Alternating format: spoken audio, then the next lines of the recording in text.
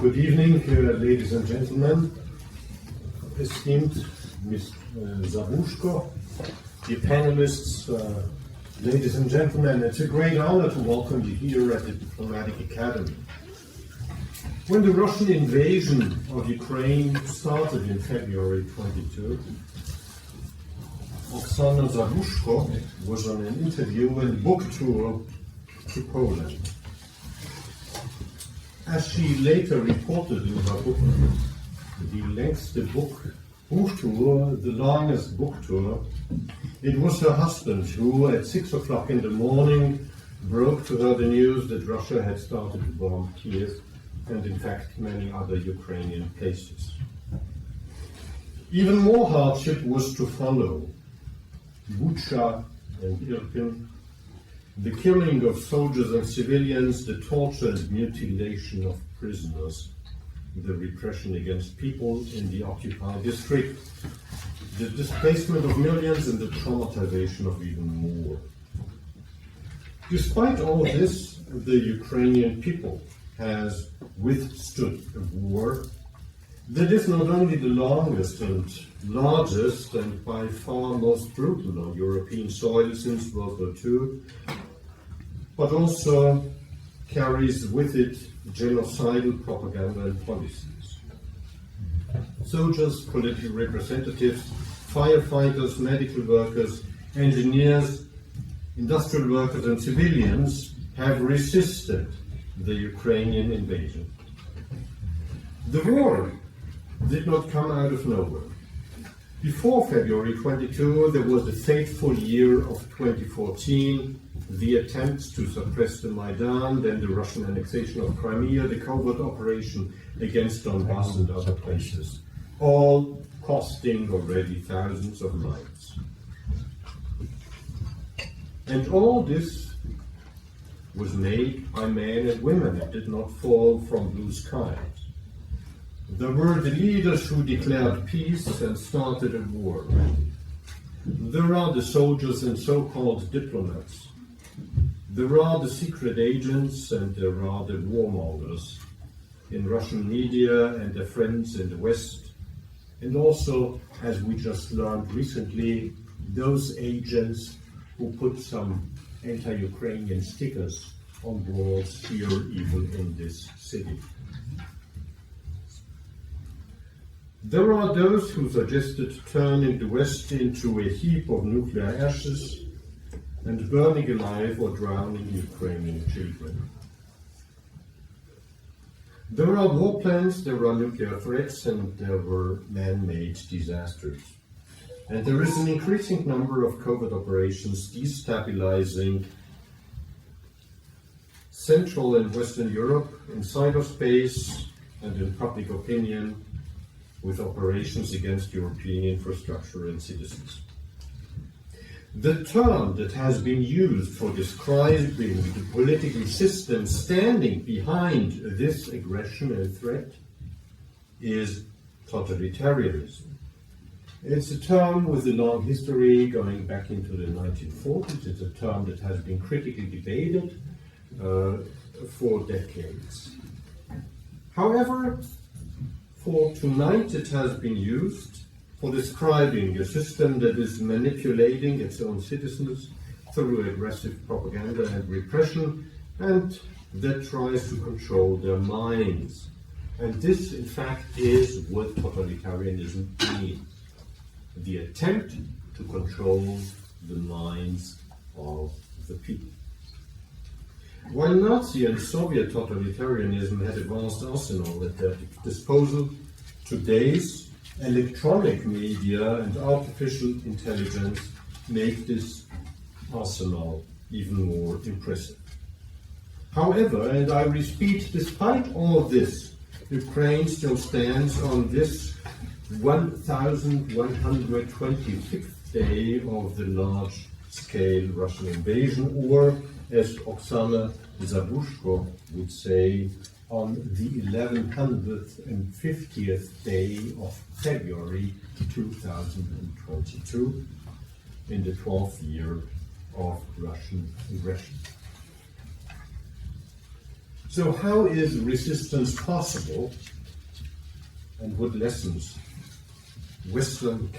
can Western societies learn, or rather must learn, if they want to survive this global conflict and defend their freedom?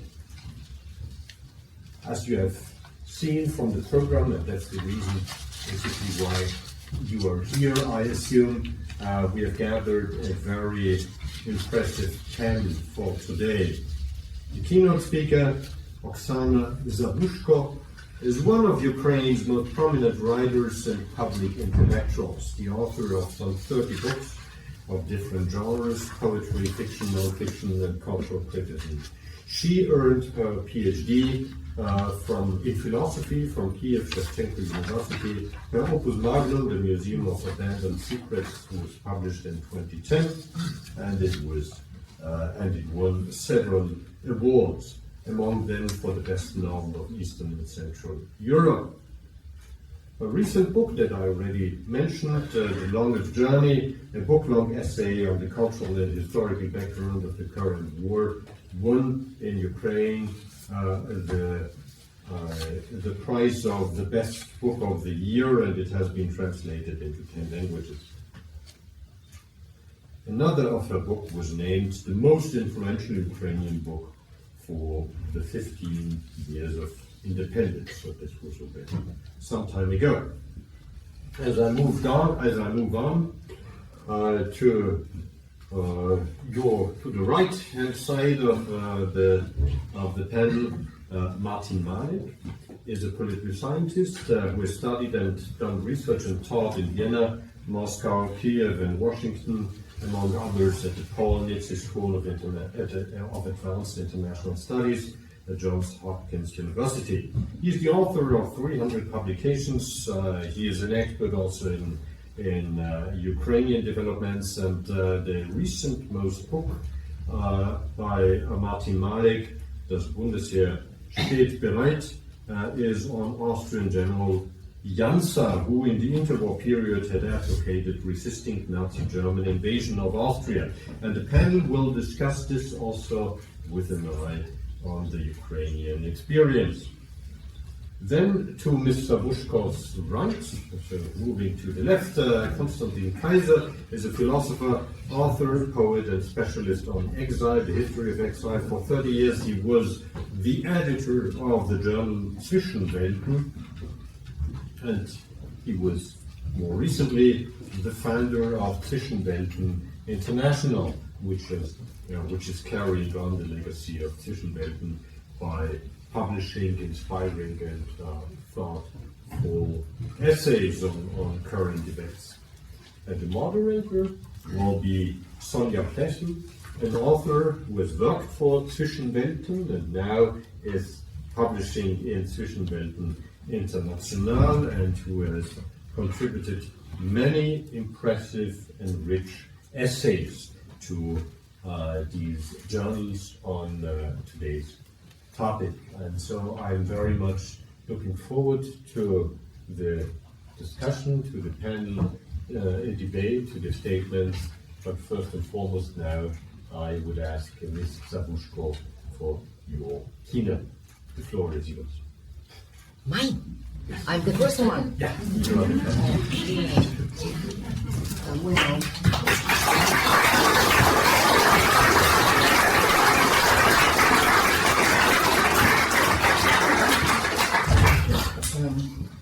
Thank you so much for this wonderful presentation, and thanks for this wonderful introduction, and for organizing this event, for having me. I really appreciate your serious treating of the subject, and thank you all for coming. Vielen Dank für die Willkommen. Okay, I have it all prepared in German, you know, but you kind of took me aback with the fact that I am the first.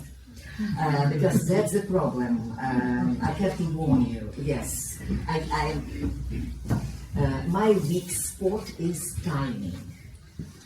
Like all the writers, you know, I love to dwell into listening to myself.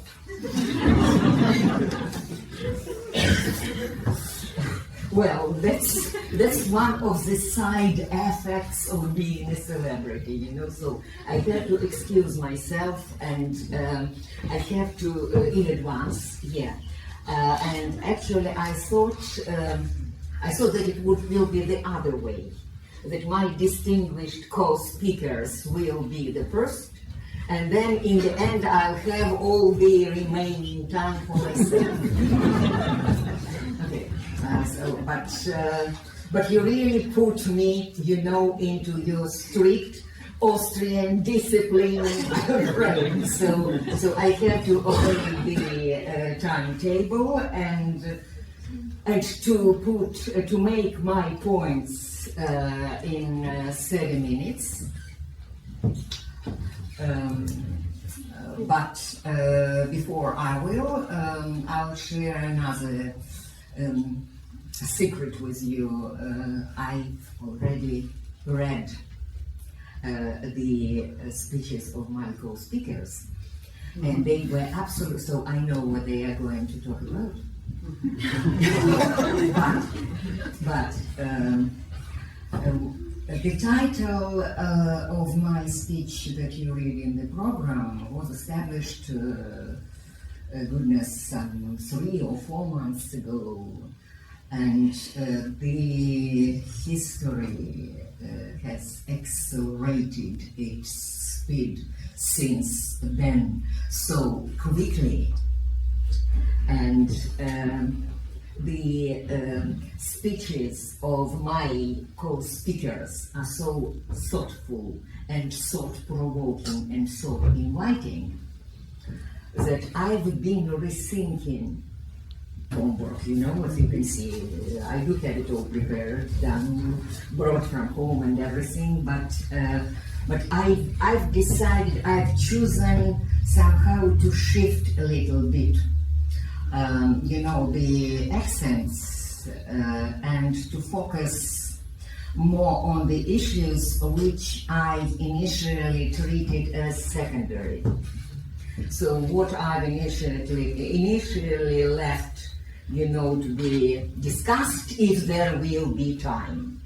Now will become central, according to Derrida, yeah, marginal becomes central, and the main reason, of course, is that the very concept, it's 3 months ago, okay, you talk about totalitarianism nowadays, you talk about totalitarianism in the 21st century, okay, you discuss Russia. Okay, now you have to expand the vista, and you have to include the other former superpower of the Cold War times into the picture. Because yes, they are duo now since Trump came into the White House, has become quite visible, and very interesting things in terms of propaganda, and in terms of, it is not even propaganda, it is, I would say, post-propaganda, or the term is still lacking. The social science and political science stays behind the events, so speedy they are.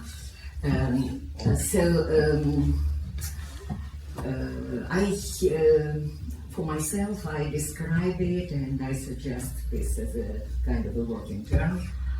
I describe it as the two Vances phenomenon. I'll explain what I mean. Well, you probably all watched this scandalous conversation in the Oval Office on February 28th. There were many remarkable points in it which are worth scrutinizing from a scholarly standpoint. Well, I'm not a scholar, again, I have to excuse myself, maybe that's what I should have started with. I'm more often than not, invited to the intellectual forums and for the past 3 years, and every time I have to start with explaining my presence, why I am here, and what writers. Well, okay, I do have this, degree in philosophy, which was named many years ago. But there is something very, very remarkable and curious about being a writer in the times like this. And for myself, it's been kind of enigmatic until back in 22 at the Frankfurt Book Fair. I was interviewed by a very intelligent, not a journalist, but a literary critic, who nevertheless was much more interested, rather than in my book, with getting questions like, what do you think when this war will finish? What do you think how it will finish? And so on. So after a while, I just backed him, but well, how do I know? I am not a military expert. And then he said, you are an expert in imagination. And I was like, oh, that's it. That explains it all. That's why they need authors in the times like this. Like every crisis, every global conflict, every world war we've been heading to, now we are on the threshold of the third one. Well, it's been the global crisis of imagination. It's been the problem with the lack of imagination in the mindset of the peoples who were decision makers. We have to reconsider our education with all the gravely seriousness. We have neglected imagination too dangerously by now. It is more than visible. With all this imagination business, I'll be expanding on it a little bit later. Okay, I still have 25 minutes. And after all, we are having discussion later. Yeah? So please feel free to ask me questions. Please feel free to note what questions would you like to ask me. But coming back to the issue of two vessels, and to this, Oval Office discussion. You probably remember the moment when G.D. Vance started to educate Zelensky on you have the problem in manpower, you are losing this war, you do this and that, and Zelensky reacted, any Ukrainian would say in a very polite way. Like he said, well, have you ever been to Ukraine to tell me what problems we have? Come once. And G.D. Vance's reply was most remarkable. He said, well, actually, I've seen and watched the stories, I know. The stories meaning the reels, the reels in TikTok. No, this is not funny. Hey guys, these people are running the world. So that's really serious. I mean, of course it is funny. Of course, it reads like a stand-up comedy, but it is not. It is this very special kind of the 21st century totalitarianism that I am going to discuss. Well, the one under the sign of Joker the murderer, so to speak. So I know, I've seen, and I've watched and seen the stories he said, meaning the reels, yeah.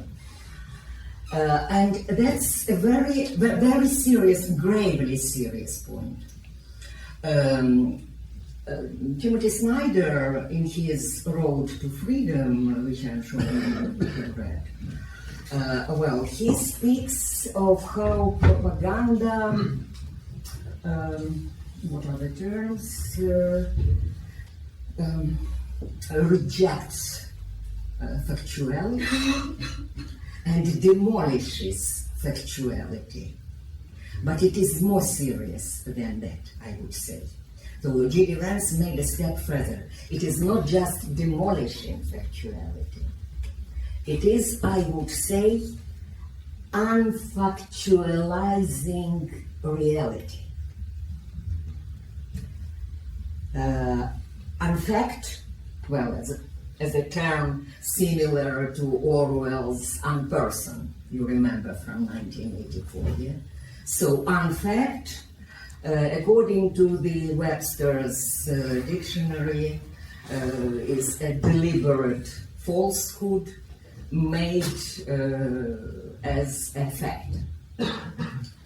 But in G.D. Vance's version, it is, I would say, delegitimizing reality in favor of unfacts. Only what is on Reels, what is on TikTok, what he could see on TikTok is announced to be real. So Zelensky, with his invitation, like, how do you know, come, you were not even there, come and see? Well, no, it does not exist what Zelensky and 30 millions of Ukrainians experience in their country. Only what G.D. Vance could see on the Reels has the status of existing, the status of a full-fledged fact. And that's really a step forward, as I said, you know, as compared to Orwell. And that's damn serious. Because you can see the same model of behavior, like, say, in Putin, or what I call Putin's folly of the February 24, 2022, the full-scale invasion, in which not only the Western experts who were poorly informed, but us in Ukraine were not believing for quite rational motives.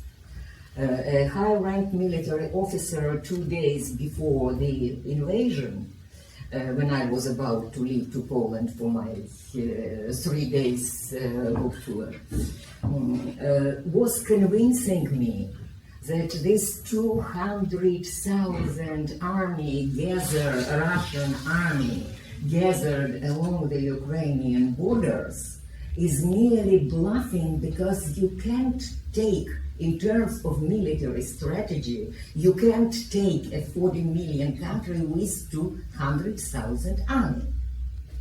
You need at least 6 times more numerous troops to cherish some plans of taking Kiev. Why Putin made this folly? Yes, it was brazen arrogance on his part. It was this, belief in blitzkrieg, after which, no one probably would have protested too more, in the West. Well, of course, it would have been a turmoil, there were discussions and everything, but basically, okay, with the blitzkrieg, this Ukraine would have disappeared from the map, and many of us Ukrainians would have disappeared from the surface of Earth, myself included, without the rest of the world taking much of a hit. Let's be honest. Yeah. So why? What did he miscalculate? What was his lack of imagination? A very important part. What he could not imagine. As we see from Prigozhin's march of June 2023, and from Kursk operation of Ukraine's armed forces in August 2024, both these campaigns proved better than anything that Russian population is incapable of any civil resistance. The foreign army enters the streets of the towns and villages, and they mostly observe, or at best, okay, they take pictures, but no protest, nor do they take to the streets in mass protests as Ukrainians were doing in the territories now occupied by Russians. Nor do they organize themselves in some clandestine underground guerrilla units. No grassroots protest, nothing from beneath. No citizenship, I would say. They behave like the subjects of the king. So, once the king changes, another army comes, another ruler enters the scene, we'll get adjusted somehow. We are small people, they all say. We are small people, what can we do? And that's the basis of Russian totalitarian consensus, as it always been. So, for Putin, it is really hard to imagine that elsewhere things might be different. Russian political elite is still running their country and this whole war, which has been in preparation since much longer than 2014. I'm afraid they still have 20 minutes.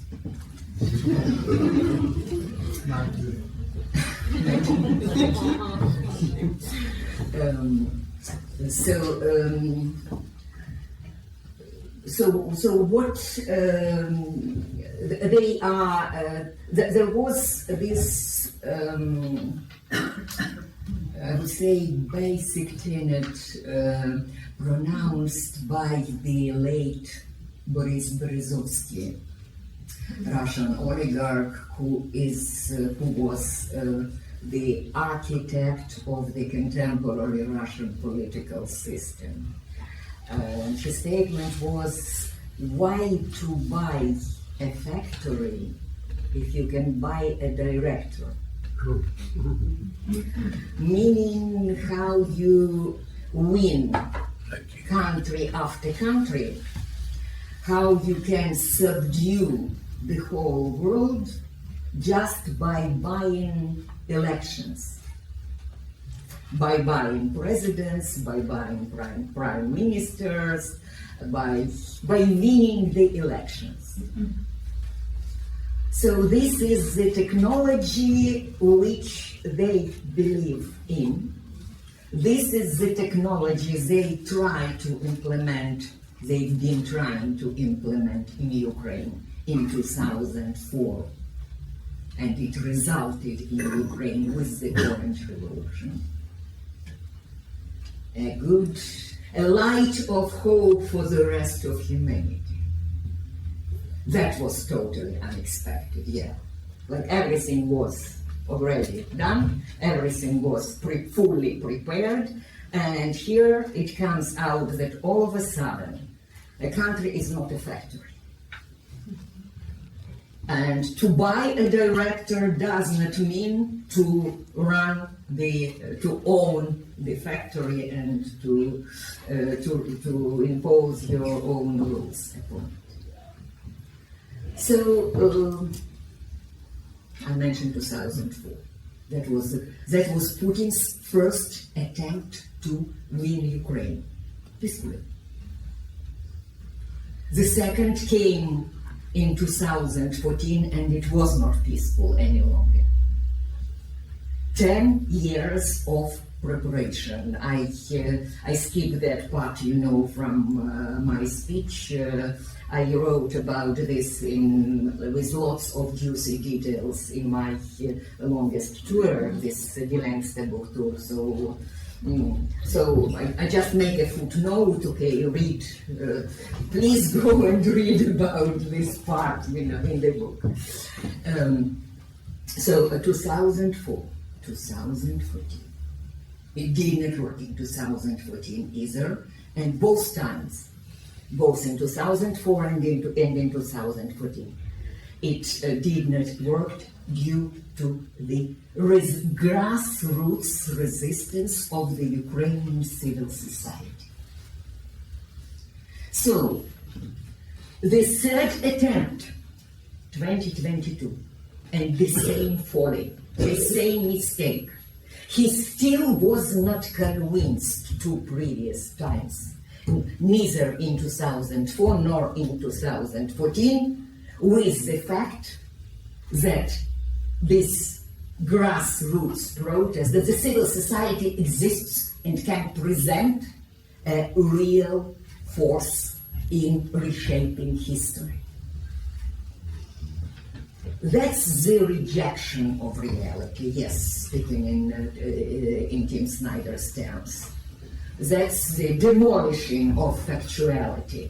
Okay, it cannot be true. It cannot be the case. It must be, what it must be? Of course, the US. It must be this pernicious West, and they are, okay, Ukraine is the US proxy. This is our war against the US. So, being sure that there will be no US on the way of 2,100 elite troops on their way to Kiev, he was perfectly sure that this time he will win. So no idea, no impetus somehow to try to imagine, and what about this, people who live there on this territory? Will they just be contemplating the foreign troops moving past their villages, towns, and cities? Well, yes, in Russia they do. In Russia they do. So again, speaking this two things, lack of imagination and this rejection of reality, or rather unfactualizing reality in this G.D. Vance terms. And why I said two Vances? Because except for G.D. Vance, a lovely plot, a terrific plot. History is a great script writer. Except for G.D. Vance, there is another Vance, his cousin, Nate Vance, who, unlike his brother, is very sane and quite a sophisticated person, and who spent 3 years fighting for Ukraine in the ranks of the Ukrainian army. He quit after his cousin made it to the White House. Well, for obvious reasons, that it's too risky, just in case, if he become a Russian prisoner, it will be,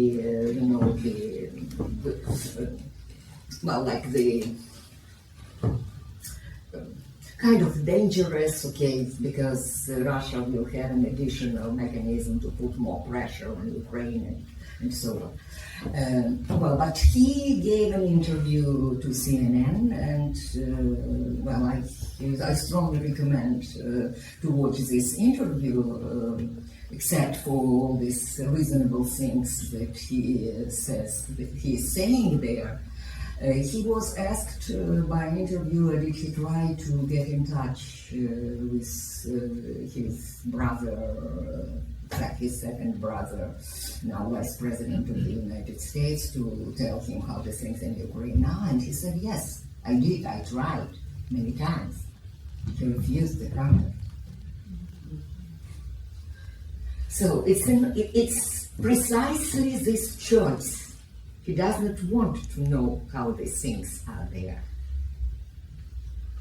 He's in the reals. He's opted for the artificially made bulb, the same way as Putin. This artificially made imaginary world, the world of unfacts, which gives him the sense of comfort because it confirms his picture of the world. And this is now the problem with, in the age of the artificial intellect, in the age of the electronic media and social media and all this fake news, with the influx, with the avalanche of fake news we are all subjected to. Well, that's the big problem, how to keep your bubble clean, so to speak. Because that's what these people intend to do. They not only they choose their own bubble, their own selection of reals. Okay, they aim at infecting as more other bubbles with their vision as possible. And they do have resources for that. 17. That's been just an introduction. No, I swear to God, that's been an introduction. Because my coming to this parallel between Putin and Trump and his administration. And I can give you more examples. How after Trump came to the office, Putin got the most efficient loudspeaker for his propaganda. Because in the past 2 years, previously to Trump having won the elections, Putin's propaganda kind of started to lose its credibility. Back in 2014, half of Europe was still believing that what is happening in Ukraine is Ukraine's conflict, as it was called. It was put in the media. It was put in the headlines. It was Ukraine's conflict. It was not, the Russian hidden hybrid invasion, so to speak. No, it was Ukraine's conflict, and 10 years before you were hearing about Ukraine being split, Ukraine being a non-country, and Ukraine being split into the West and the East, and how they never existed in one political entity, and so on and so forth. I'm not going to reiterate all that. You've heard it long enough. Yeah. So it's been a preparation, so to speak. The preparation totally missed by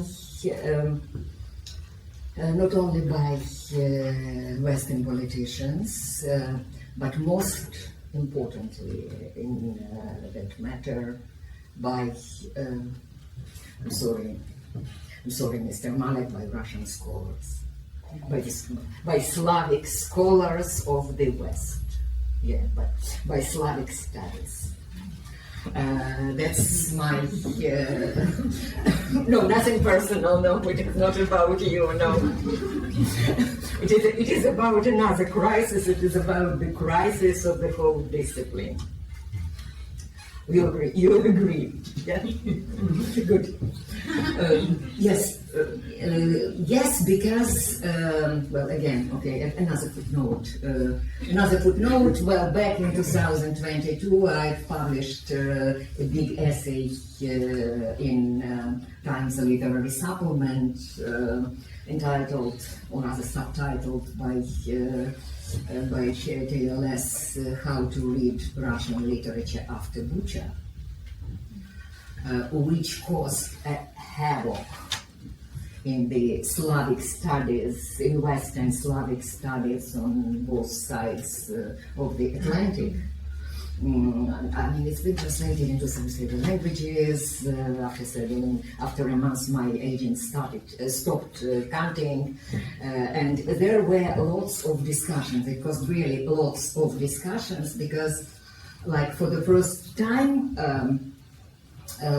it worked like as an eye-opener for many in those Slavic studies, especially for the young generation, which was not already happy with the fact that Slavic studies meant Russian studies, and not critical but apologetical, in fact.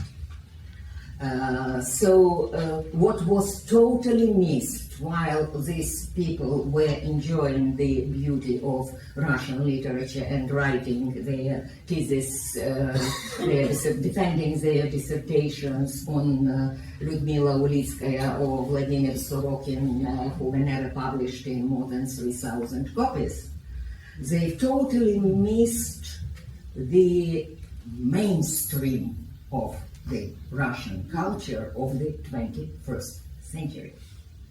And this mainstream, that is hundreds of titles and millions of volumes, was cooking the war in the minds of Russians. Cooking the mindset of the Russian society in preparation of the safari for hohols, hohol being a derogatory, Russian derogatory term for the Ukrainians. Again, I don't have time, unfortunately. Please, Sonia, you have to show me how many minutes I still have left. Yeah. 5? 5, oh my God.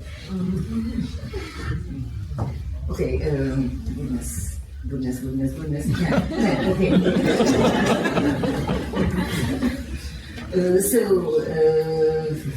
Okay, so eulogizing Stalin and Stalinism, rehabilitating Stalinism is all trash, you know. It is all in a very poor taste written literature, mass literature, you know, mass culture, the mainstream. Well, not all of it badly written, not all of it trash, but for any taste.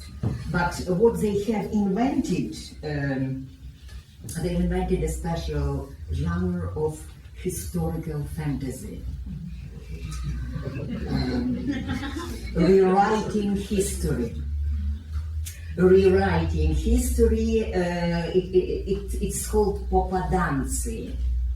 Literally appearers, that is time travelers. Well, the idea obviously inspired by Mark Twain's Connecticut Yankee. Someone, a simple Russian boy waking up one morning in Hitler's body.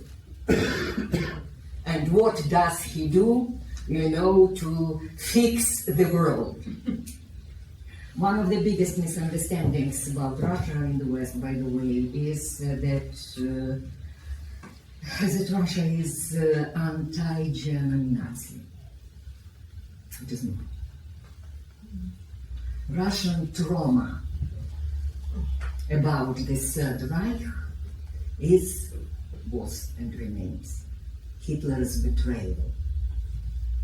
The fact that Hitler broke the German-Soviet alliance of 1939 and attacked the Soviet Union, rather than having attacked the West together with the Russians. So that's the biggest problem. That's when the time went out of joint in accordance with this philosophy of Russian war.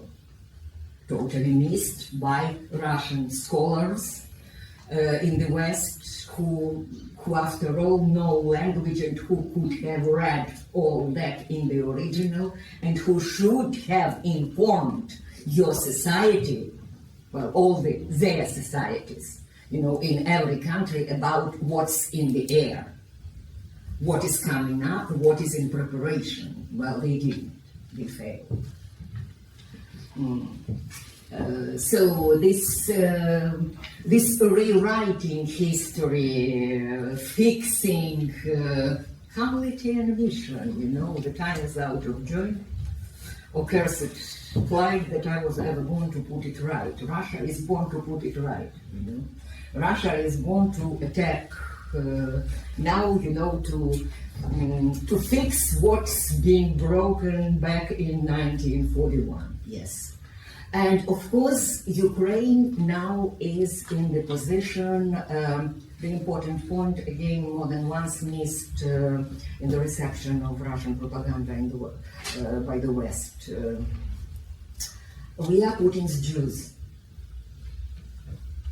We are Putin's Jews. He's chosen us for extermination. We should not exist. So one of the answers that I have when asked, where do you have strength to fight back and where do you have strength, you know, to resist this horrible invasion and so on and so forth, is, to quote Golda Meir, who said, we want to live, our enemies want us dead. This leaves very little room for a compromise. It's a war for life, yes. And he was never ever, Putin and his office, they were never hiding their intentions. They were always very open, and all this couldn't have passed unnoticed, so to speak. The question is, why it passed unnoticed and why it is now reciprocated and reiterated on the side of the United States, of the Trump administration? And my answer is, and here we come from discussing totalitarianism to discussing imperialism. That's the issue, another issue, which had been most severely underestimated in the social science of the past century. Well, if you get enough nerves to listen to Trump, or to Putin for that matter, well, it is someone whose mindset was shaped by the Cold War. They both, Trump and Putin, are children of the Yalta Treaty,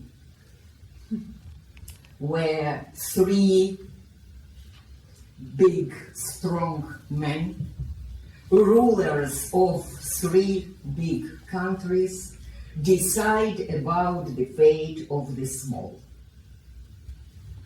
Superpowers, maiden name empires. Empires with the colonies, colonies, the maiden name for what they now call spheres of influence. So this whole idea that the big ones should talk to the big ones, and they understand each other, and they decide what should be done to these small ones to satisfy each other, to play cards which they have. You don't have cards, he said to Zelensky. I am not playing cards, answered Zelensky. I would say that may sound like the epigraph to the Clash of Civilizations. The present day clash of civilizations. Because this view, however imperialistic it is also very outdated. I hate to sound ageist, but just look at them. They are both old men. So is Sia, who would probably also, subscribe to that. Xi Jinping, I mean. So they are older. I grew up. I'm not exactly a spring chicken myself, but it is not about age. It is about how their mindset is dated in historical terms. They are people from the Cold War times. They are those who want their countries great again, be it Russia or the US, meaning back again to this Yalta bench. Five. Goodness. How do I make it succinct? And it is also very un-European mindset, I would say. Because in Europe, even those countries that used to be empires and used to have colonies, they already turned this page of history. They already reworked their past. So I can't imagine, maybe you correct me, I don't know. I am here to learn, not only,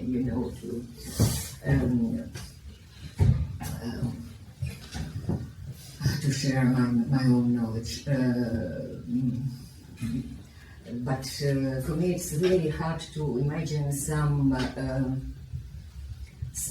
Austria-Hungarian revanchism flourishing in Austrian culture as a mainstream and nourishing the whole generation of young Austrians you know, to go to, I don't know, back to Slovenia, you know, to hunt for Slovenians and to enjoy their strengths over this intervention or whatever. I don't know. I'm not sure. Well, okay, fascism has different faces, of course. Nazism has different faces. But still, I mean, the imperial revanchism with this great, again, okay, that's this superpowerism, Orwellian superpowerism with these three big and their spheres of influence. Okay, that's in the past.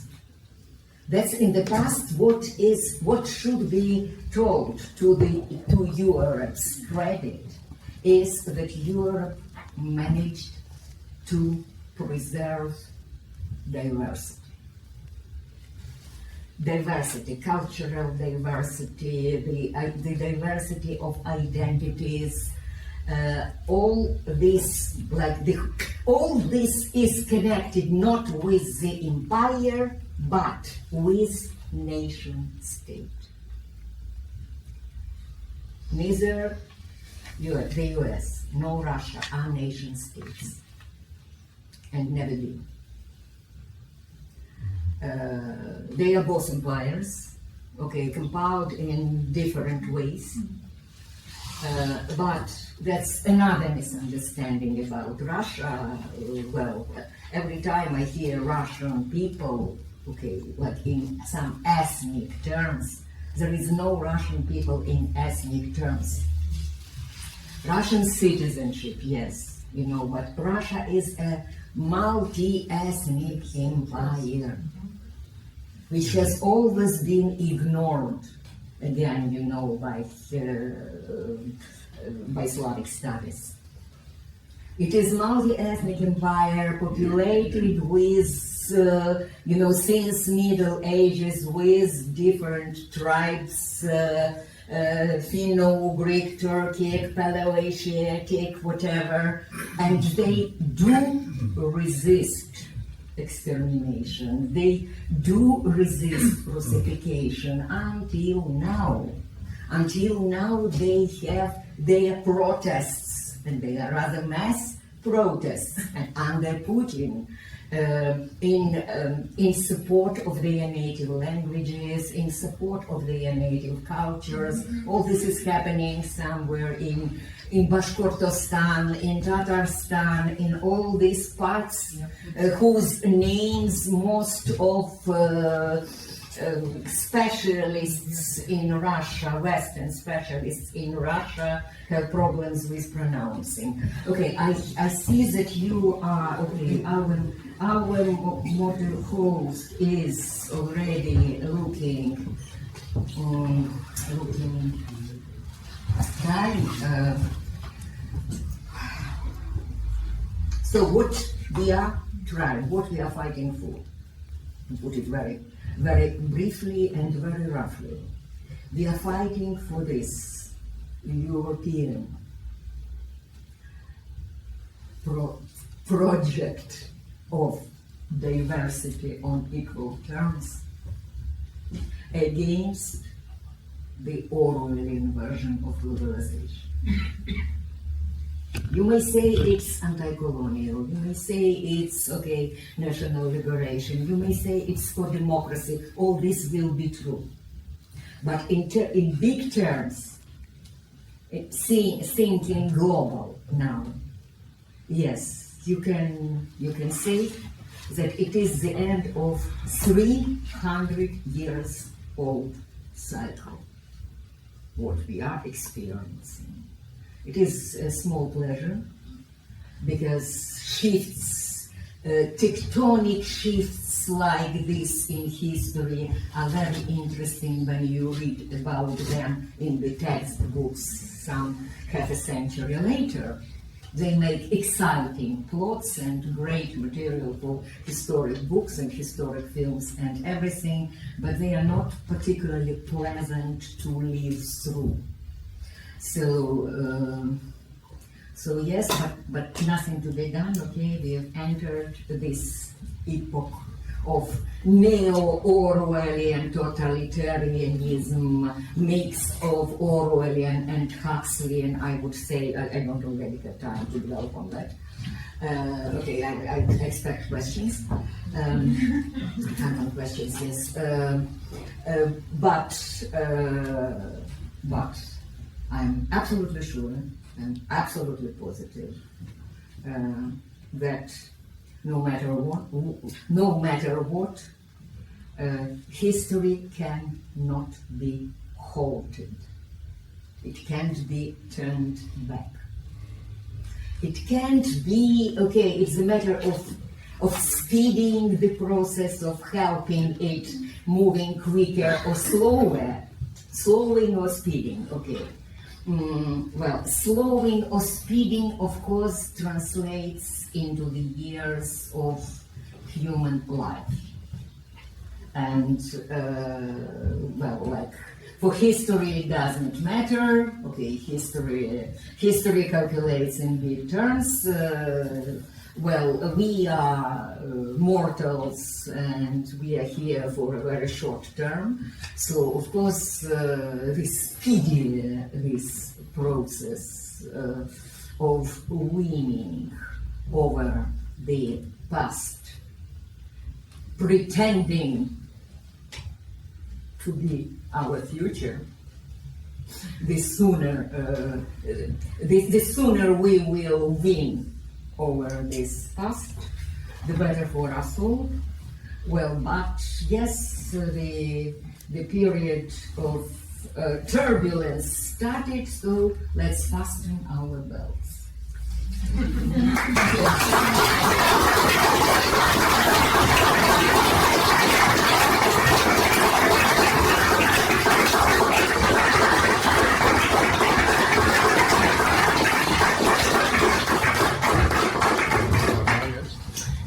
Thank you, Oksana Sabuschko. There will be many questions, I think. We keep them after the presentations of Malek and Kaiser. And I'll now give the floor to Martin Malek. And I also keep my question for you after.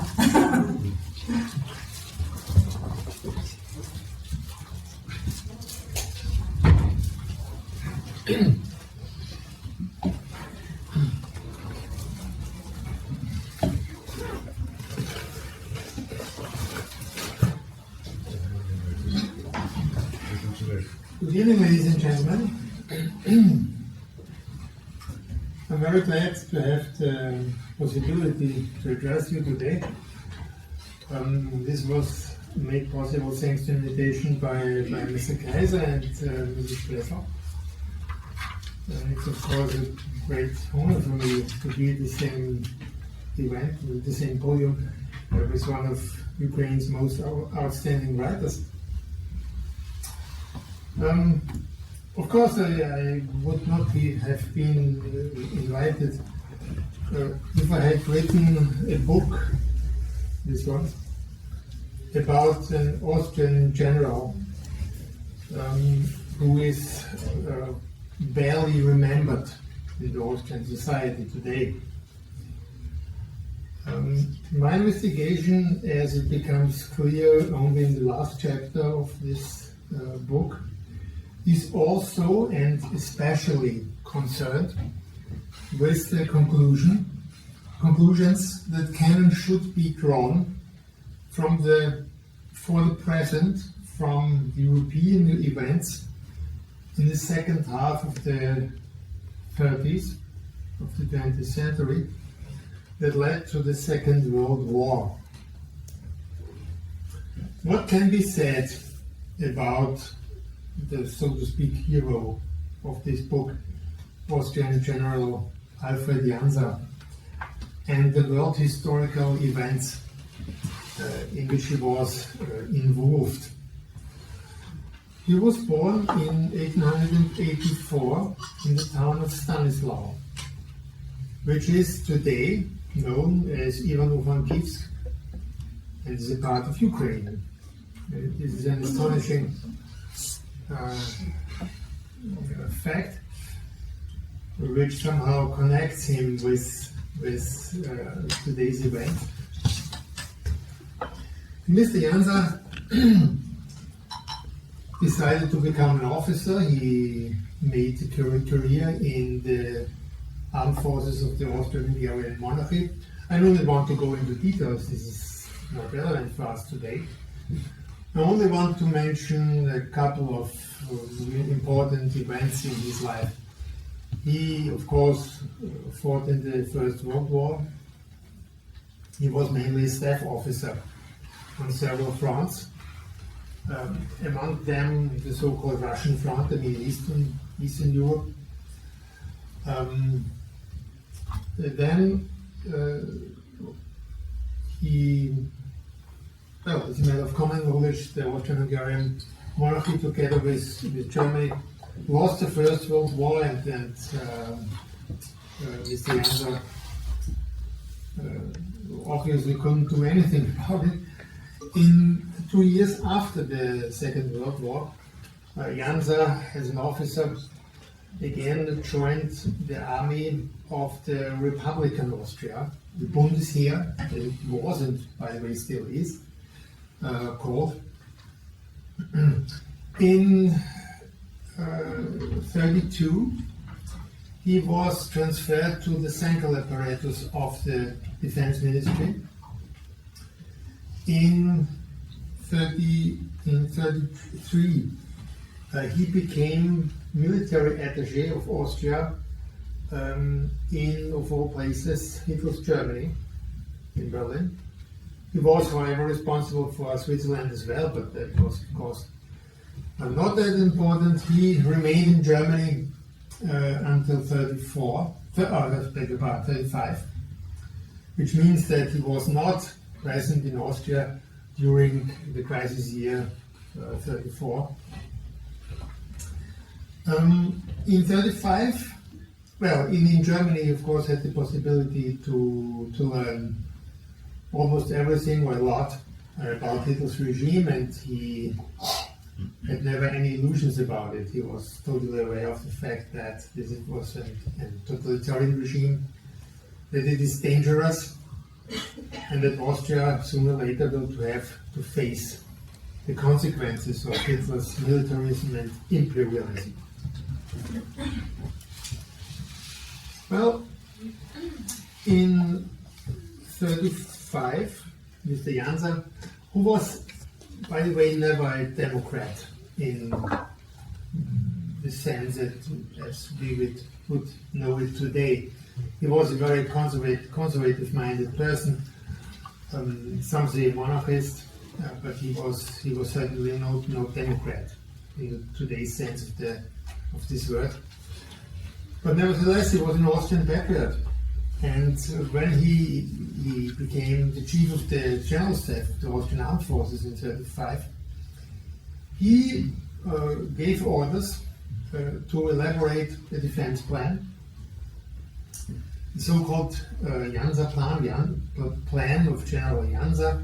There was, however, not only one such plan. There were 7 or 8 or even 9 versions. The scientific sources differ about that.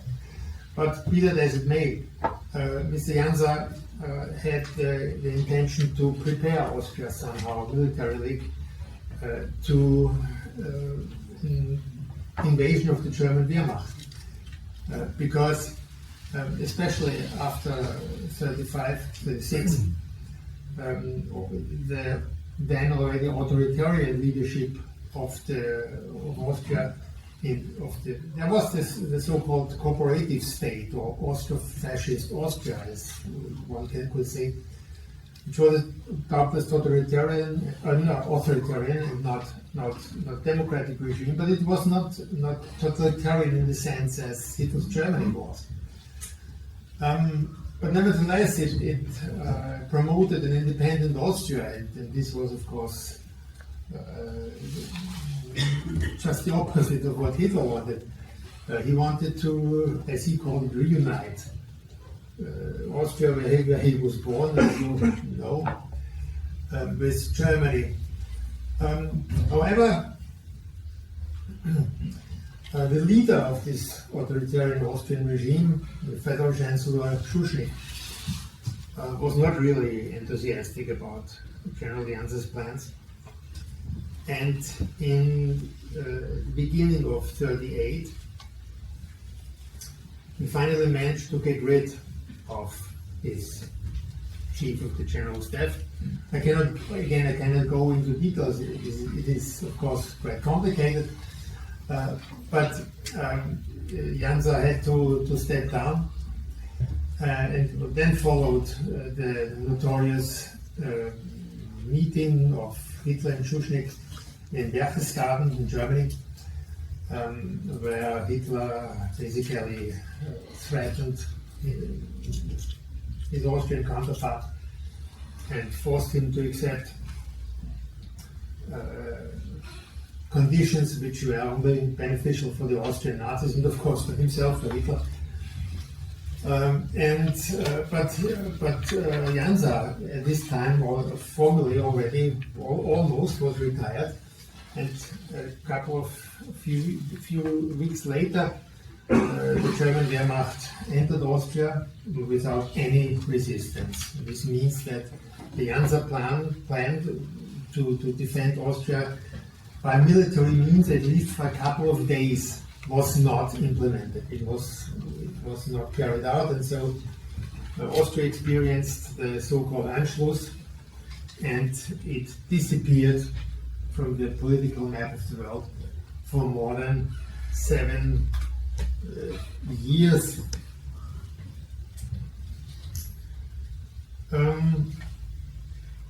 Just mentioned that the Western powers, especially France and Great Britain, did nothing to prevent Austria's Anschluss. They had no idea basically what to do. They did never consider a military intervention against Hitler's Germany. And this is due to a lot of other events, of course, what made Hitler more and more self-confident until he, after the notorious pact with Soviet dictator Stalin, gave Hitler enough self-confidence to attack Poland, and finally France and Britain did not accept this, and the Second World War started.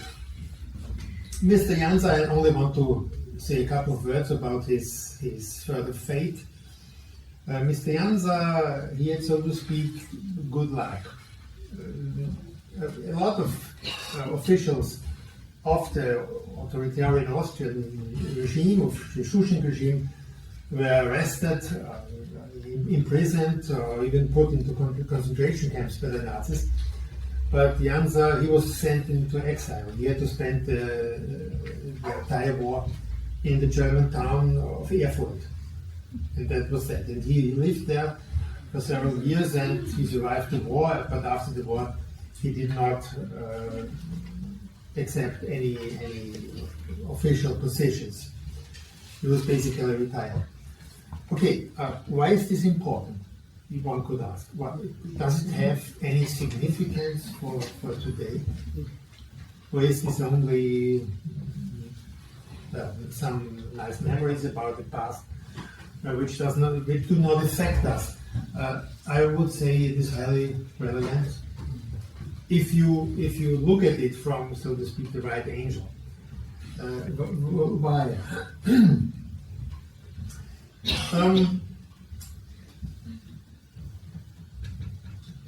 Russian leader Vladimir Putin probably, or almost certainly, imagined the consequences of the Russian invasion, I mean the big invasion, on 24th of February 2002, to be like the Wehrmacht's invasion of Austria in 1938.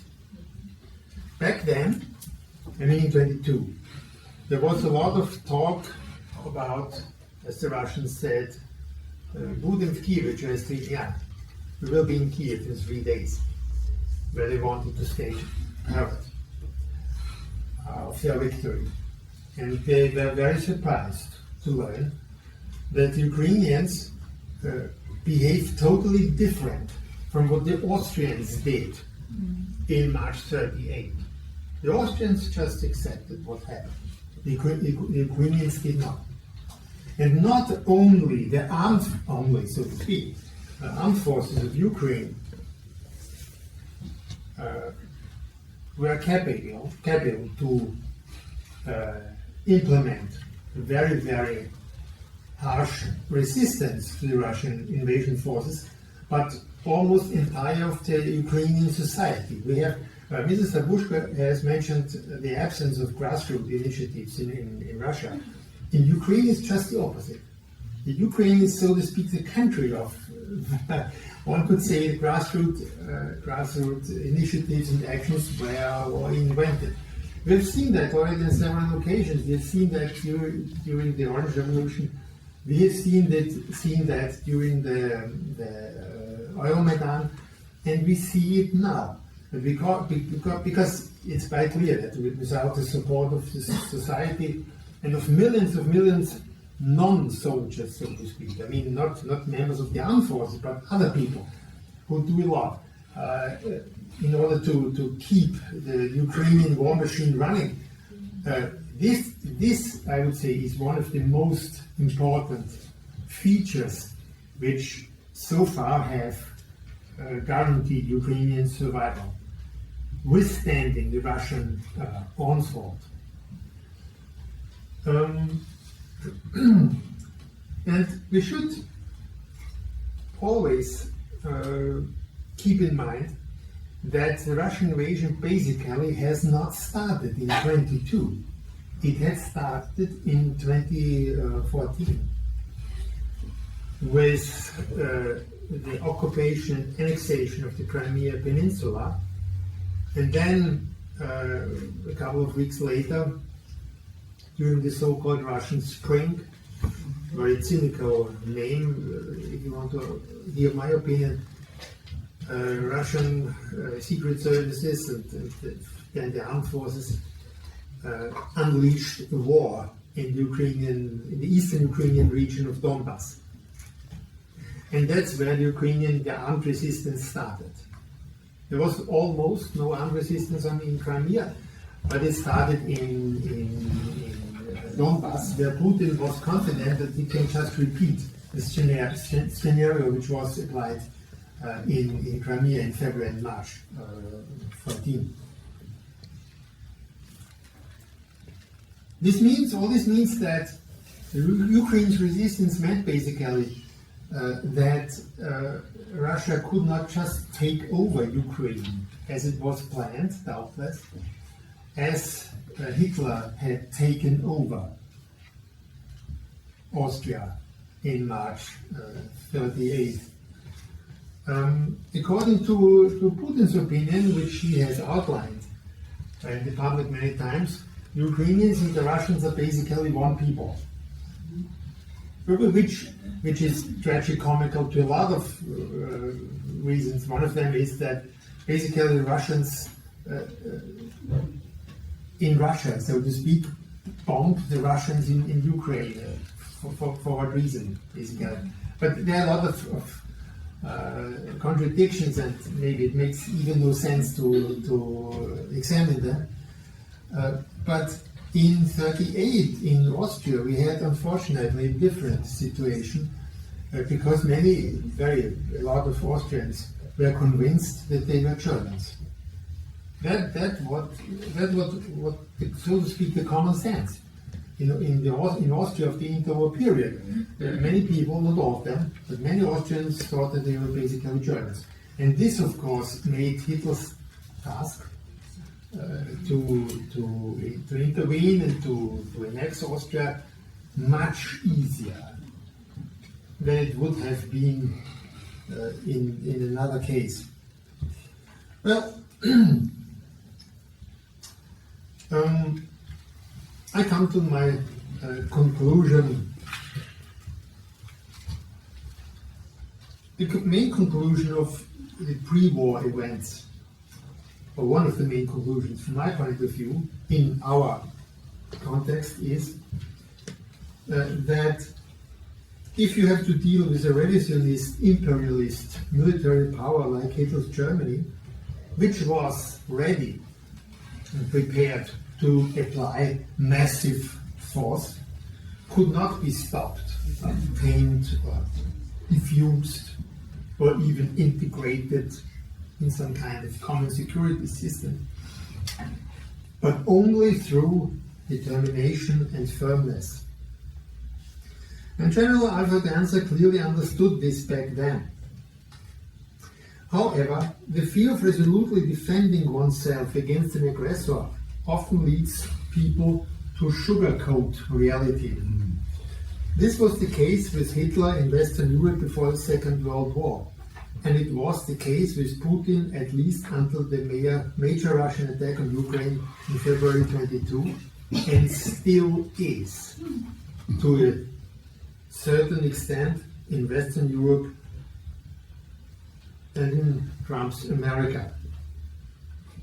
There is not a single example in all of history, to my knowledge, of this, let's call it the collective Stockholm syndrome, maintaining, strengthening, or restoring peace wheresoever.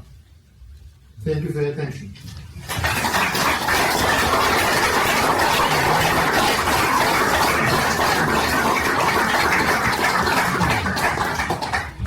Yes, I promise you I will say thank you and welcome, but after the lecture of Konstantin Kaiser and the time I'm talking afterwards, you can consider your questions.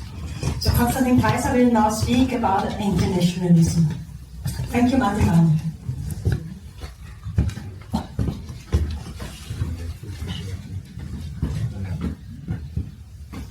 This is a speech on anti-nationalism. Among the sacred ingredients of communist and leftist propaganda is the romanticized image of the partigiano che morì per libertà, the partisan who died for freedom. Unlike the common soldier, he embodies personal heroism, boldness, and unwavering resolve. In his action, an innate anti-fascism is merged with radical democratic rebellion against property and ruling classes. But this masks the simple truth that actually what all those partisans were fighting for, whether in Poland, France, or Italy, in the Pripyat marshes, Greece, or Yugoslavia, was national independence being restored to their homeland. Accordingly, they were no social revolutionaries leaving out the rebellions, dreams of their forefathers, but nationalists, people pursuing a national goal.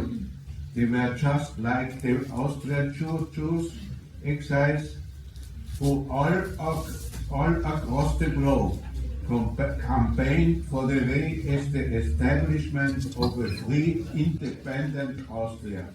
Many joined the all-allied forces to help overthrow the Hitler regime.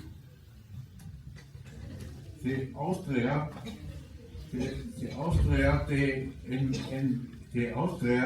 the envisioned was a place of communal spirit, a place with a balance between various political currents and social classes, not the workers and peasant state under Soviet tutelage in terms of political alliance. They carefully avoided referring to their goal as socialism.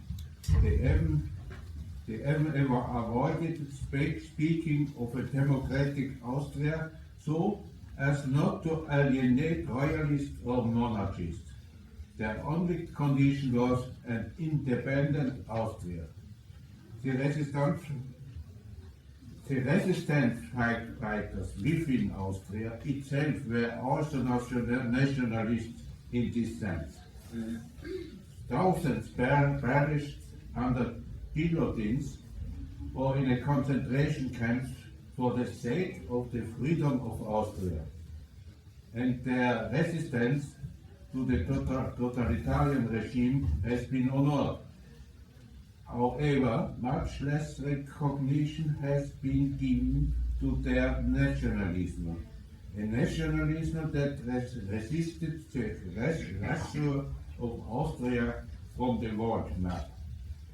This deserves being seen in a more nuanced light.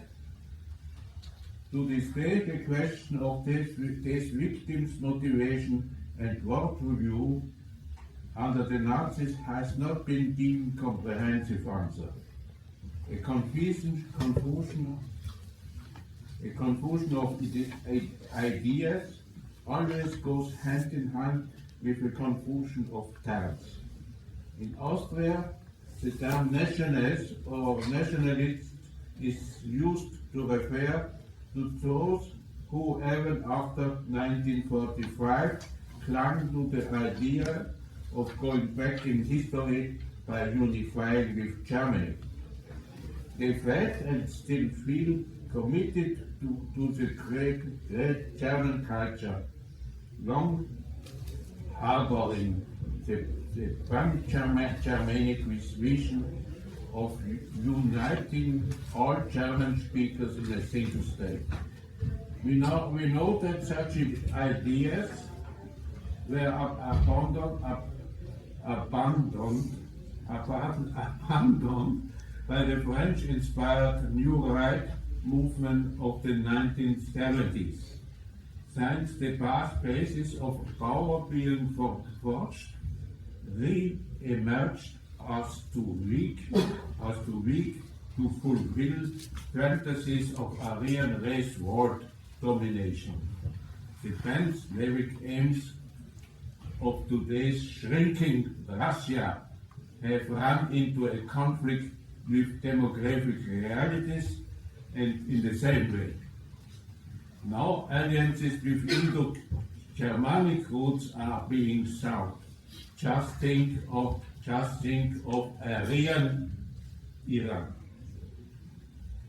Nevertheless, in Austria, nationalism is associated with Pan-Germanism, Nazism and Anti-Semitism. This leads to backward-looking views that go so far as claiming that the formation of nation-states gave rise to the modern anti-Semitism. In actual fact, it was the nation-state that first provided the soil for establishing civil rights for its Jews.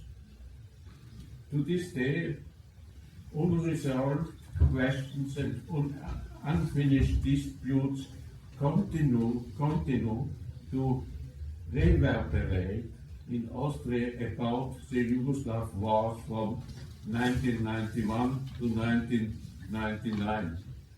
Most recently, in 2019, during the debates regarding the Nobel Prize being awarded to Peter Handke, or in 2015, when conflicts arose related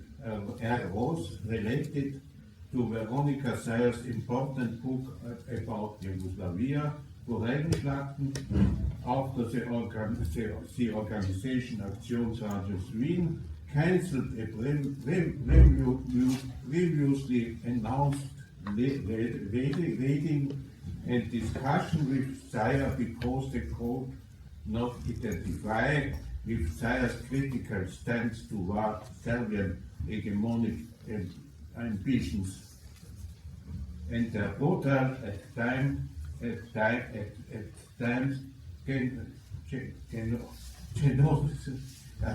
you must continue. Genocidal. Yeah, genocidal, naturally. Genocidal enforcement. When at the time I described this as censorship, I was threatened with a lawsuit. Nationalist was a derogatory label given to the efforts of Slovenia and Croatia to separate from the Yugoslav Federation and turn toward the democratic West and the EU. In contrast, Serbia's violent attempts to elevate itself to master of its own house were not seen as nationalist, but rather as an attempt to preserve the pan-Slavically conceived multi-ethnic state of Yugoslavia, a state considered inherently progressive because he had emerged from victory in World War II. It is simply ludicrous how all of this has appeared today with minor variations in the propaganda of fascism or Putin, modern fascism and its followers. Let me conclude by reminding you that Immanuel Kant, in his Metaphysics of Morale, speaks both of suffering with and rejoicing with. The two, suffering and choice, the two go hand in hand, rejoicing together with the Ukrainian nation, its resilience, its peace, cheerfulness, and showing its sorrow for its victims. Indeed, the Austrian, one who gloomily fears nationalism as the root of all evil, remains a sad figure and amid the void that has changed.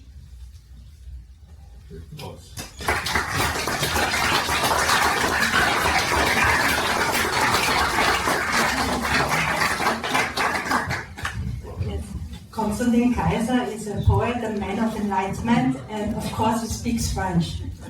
So for this speech in English, he prepared himself specially because he has now learned English. Yeah.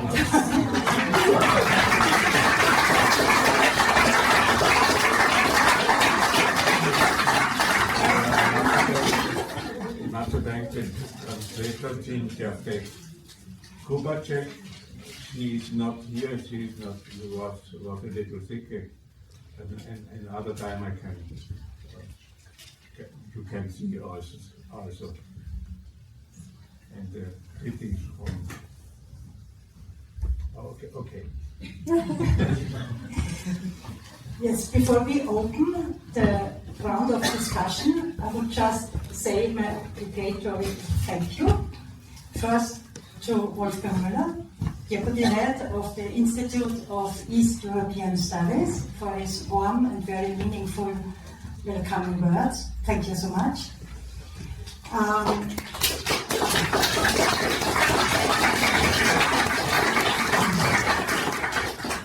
Our cooperation partners, Vienna School of International Studies, Ukraine Office Austria, Kooperationsbüro Lemberg, Ukrainian Austrian Association, Disinfo Resilience Network, and the Federal Ministry of Republic of Austria for Arts, Culture, Civil Services and Sport supported this event. Thank you.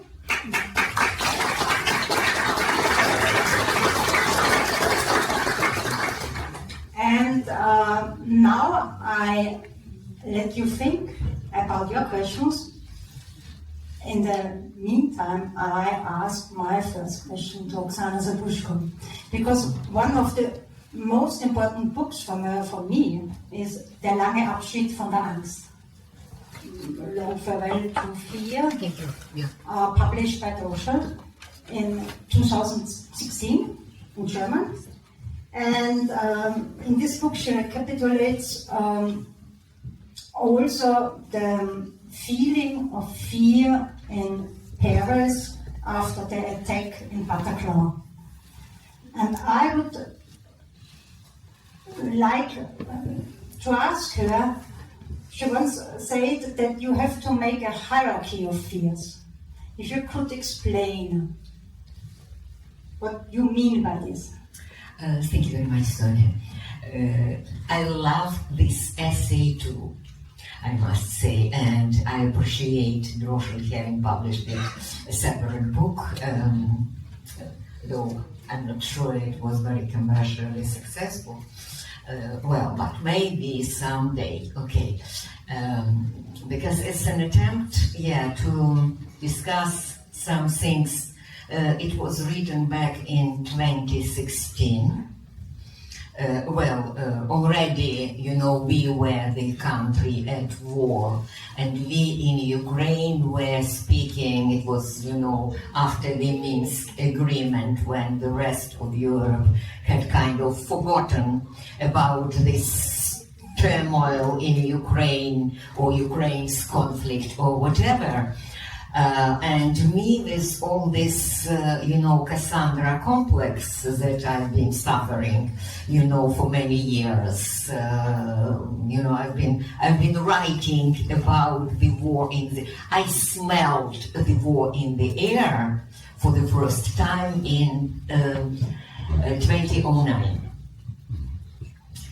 So that was an absolutely clear, in 2008 there was Georgia, and that was perfectly clear that the world has already, turned around and will never be the same. But in 2009, I clearly smelled the forthcoming big war, so to speak, something changing on the global terms, and that was not a pleasant feeling.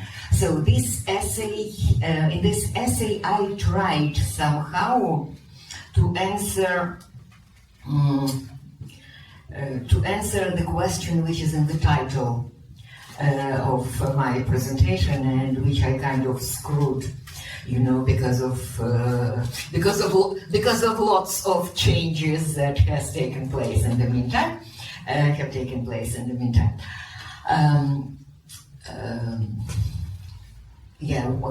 how is it possible to resist? Why we in Ukraine do resist? Why we will resist, and most importantly, why we will win? Like what gives us strength and power. So it was in terms of, it is all available, you see, the recipe of strength and power.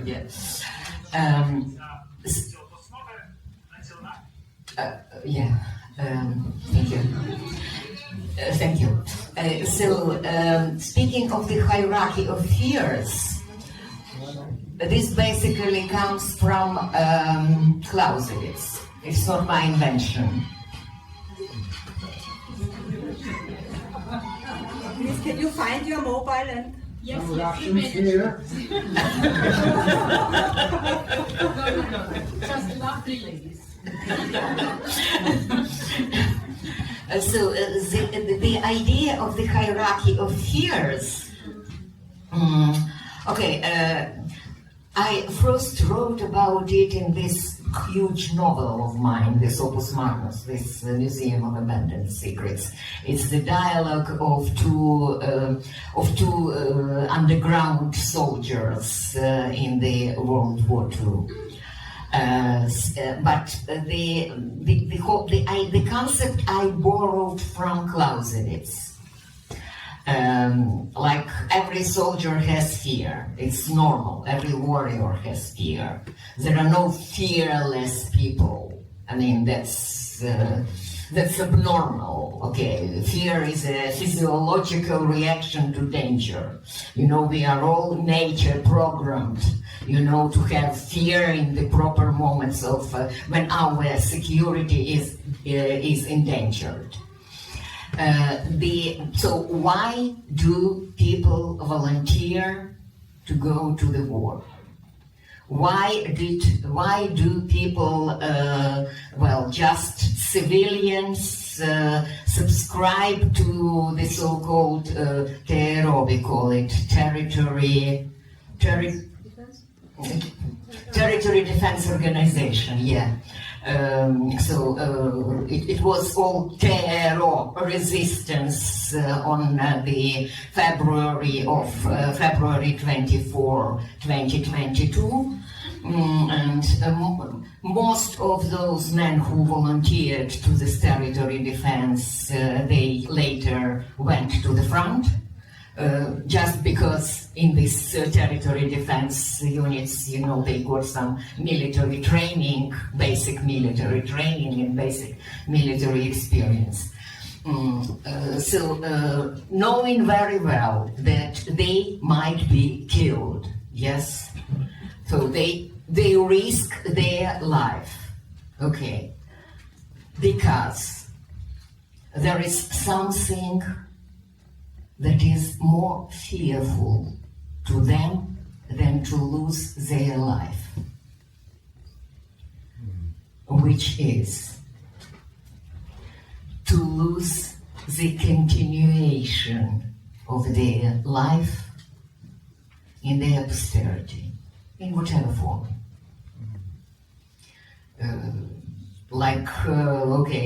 The security of their children. Mostly the soldiers say that we fight to defend our families, yes. We fight to defend our children, we fight to defend our grandchildren, we fight to defend our future, okay, or just the younger, well, not necessarily everyone fighting has children or grandchildren. But in terms of surviving, the country surviving, speaking of nationalism, yeah, this good face of nationalism, the term so much discredited, you know, that it is like Jekyll and Hyde, yeah. We are used, you know, to discuss just the bad face of nationalism, and Professor Kaiser has made it very clear that Nazism was not nationalism, I call it imperialism, okay, this, you know, this land-based imperialism, which is ignored in the, or underexplored in the post-colonial studies. I'm not sure whether you noticed, but mostly post-colonial studies in the West were about sea-based empires, not about land-based empires.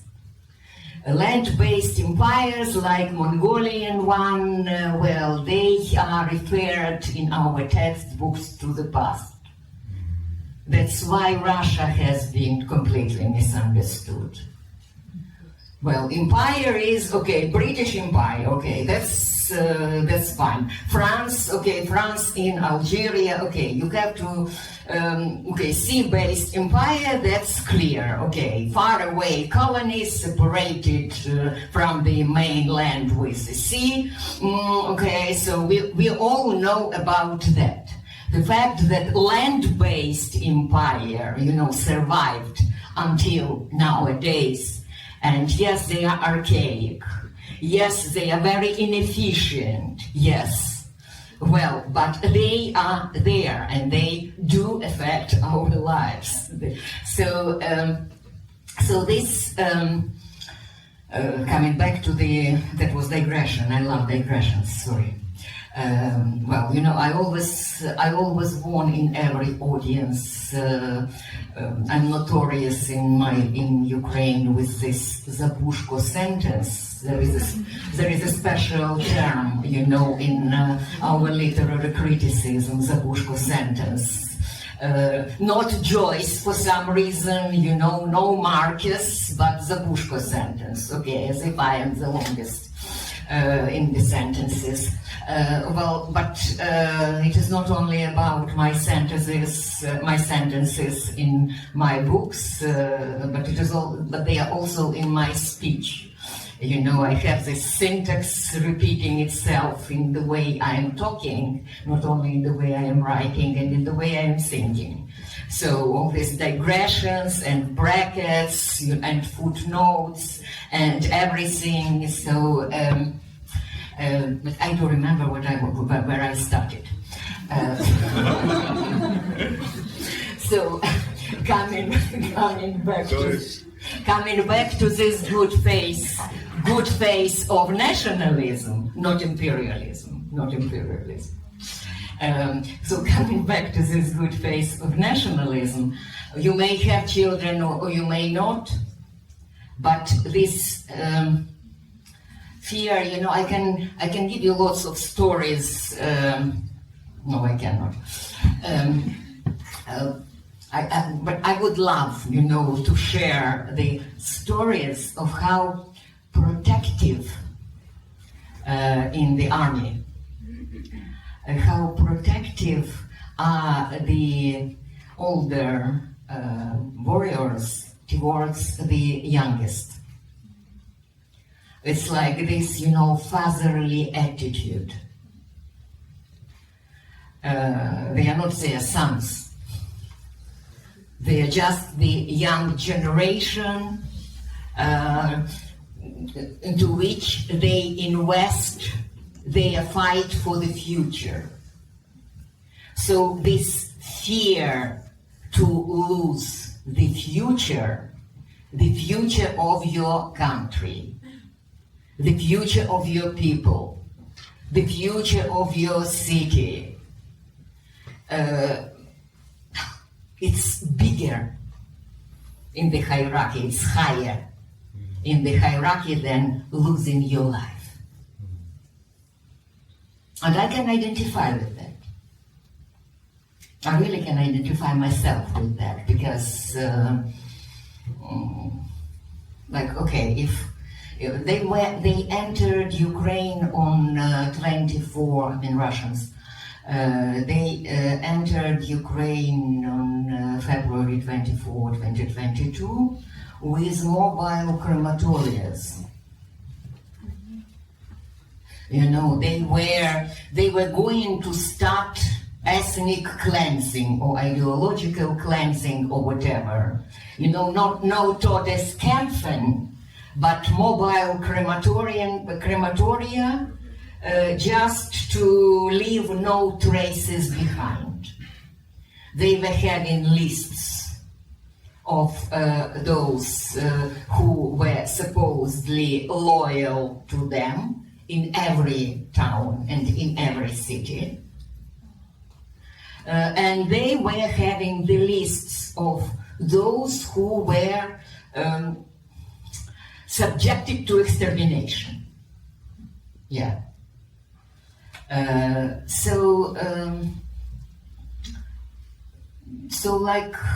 If they were going to exterminate my country, then what the hell is the point in my life? And this is just the example, of this hierarchy of fears.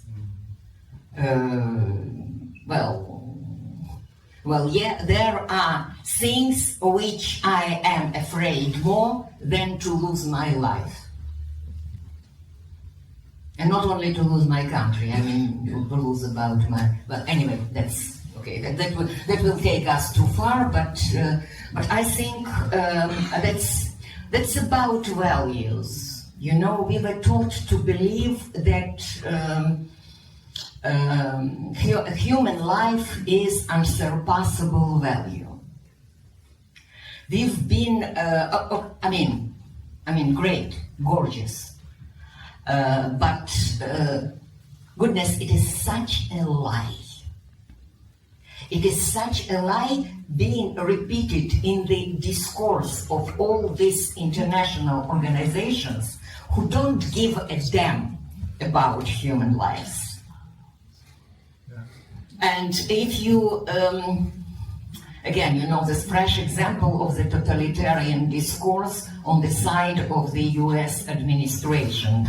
There was this woman, I can't remember her name for the moment, the speaker for the White House a couple of days ago, she was talking something about we must put an end to this. It does not matter. She was asked whether Trump's administration trusts what Putin says. No, it's not the matter, she said, to whom we trust or whom we don't. It's just that people who were dead, who were alive yesterday are dead today, and everyone agrees that this should be stopped. Sounds very nice. But if you think about the way it's being presented, hey, come on. She talks about the war, about the aggressive war, about the unjustified aggressive war, as if it were what? Pandemia? People are dying on both sides. Hey, come on, what is the problem of those who invaded foreign country to kill there with their mobile crematoriums and their arm, to go back, to withdraw their troops, and then there will be peace. It's the shortest and the most and the only efficient way to peace. No, she speaks about people dying and this should be stopped. They are not dying on coronavirus, woman. They are dying, it is not any virus, it is not any pandemic, it is man-made disaster. And those men who made it should be responsible for ending it and should be punished for having started it.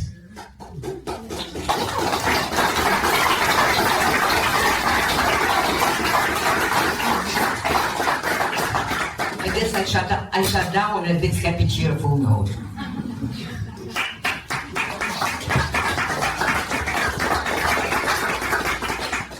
As we have announced also a podium discussion, I just want to ask Martin Malek and Oksana Sabuschko if you want to discuss something together now, or if we should open to the public right now. No, okay. Then we give the floor to the public. Oksana Sabuschko, an author of this book, you maybe know already, Russia's war against Ukraine, what's at stake. She will give you the micro. And I also announced that her following book will soon be published by the publishing house Springer. And it's a book of facts. So there has been room in the middle.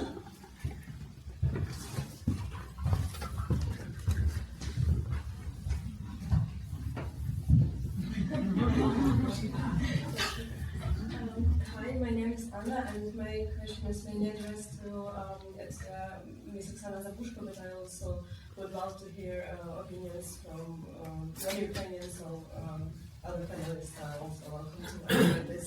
But Ms. Sabuschko mentioned the genocidal characteristic of this war, so that Ukrainians, we are Putin's Jews, and it's more of my observation, but also a question how to deal with this, because as soon as I start to describe the war in Ukraine as a genocidal, as being genocidal in character, all the European friends or people I talk to, they're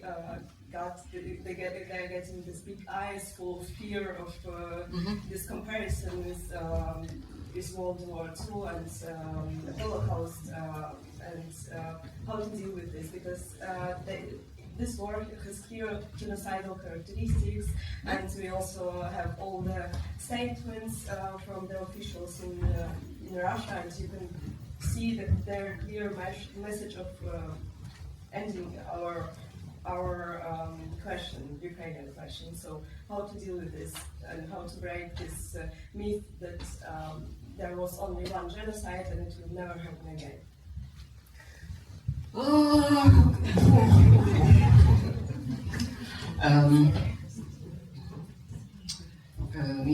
Well, it goes deeper now that we might think.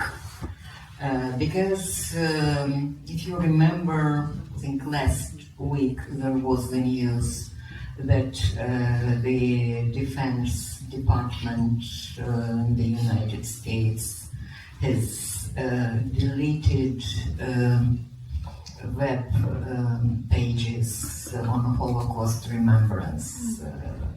Well, among many others that they did to comply with the Trump's order. They deleted the web pages on Holocaust, and well, to me also most significant was this incident, this Elon Musk's Nazi salute, which caused such a big controversy in the Western media during Trump's inauguration.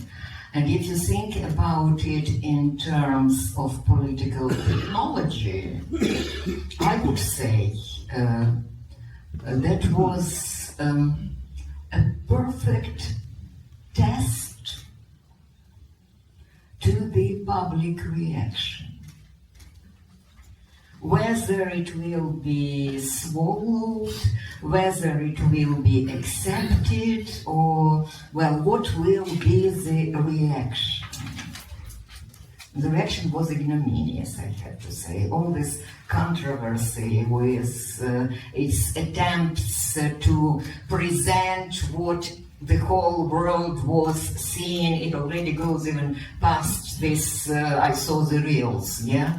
Because it was on the video and the whole world was, I mean that was live air after all, and the whole world could see it, okay.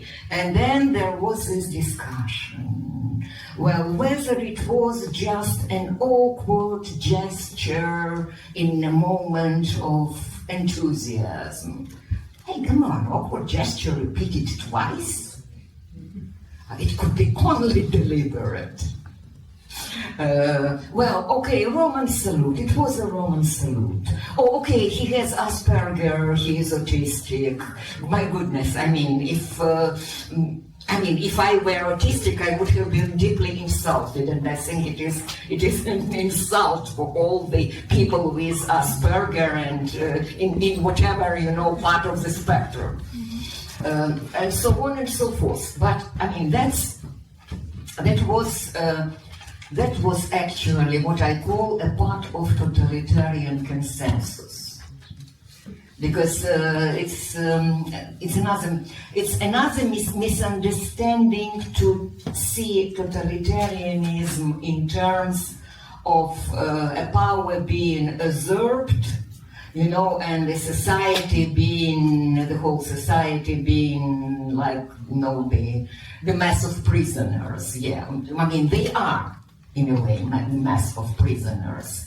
But there is always a totalitarian consensus, and totalitarian leader also enjoys the support of his society. Actually, okay, I'm now stealing, Martin Malek's point. No, but that was your point, one of your points, about one of your points, about Austria and Anschluss, and how it made it easier to put this part of societal consensus and that. So my point is, what I'm driving at, trying to answer your question along the Zabuzhko sentence.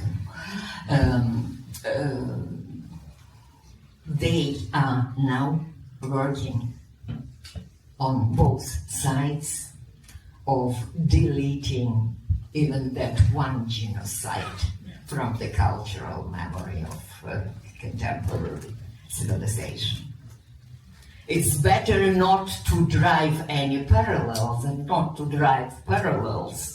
Okay, the easiest way is to delete the memory of Holocaust, and not to provoke people remembering. That's Orwell, yeah. I'm afraid you won't be able to explain it in one sentence. To explain that it is extermination war, and yes, you have to think Vernichtungskrieg. Yes, and you have to speak about it as a Vernichtungskrieg.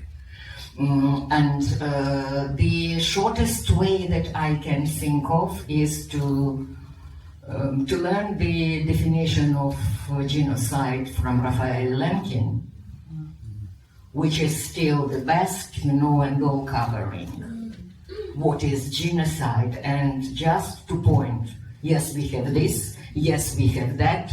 Yes, that's been done, in every liberated city. We have the mass murders scenes. Yes, we have all this, pits of tortures, including pits of tortures for children, and so on and so forth. But well, first and foremost, hey guys, go and read what Russian rulers say themselves. They copy-paste Hitler. It's absolutely, there were some research done on this, similarities of Hitler's talk on September the 1st, 1939, and where there were, what Putin copyrighted from him. And goodness, I mean, they don't invent anything. Okay, they use what we all forgotten or missed to learn, or didn't want to learn about the 20th century. That's the problem. So it is time to pay for our unlearned lessons. And that's pretty serious business. It's about reconsidering, rethinking, reshaping. It's a very, very serious work we are all facing, all the living, I was going to say our generation, no, your generation. Your next generation. I'm sorry. So go ahead, and do your job. Which we did not.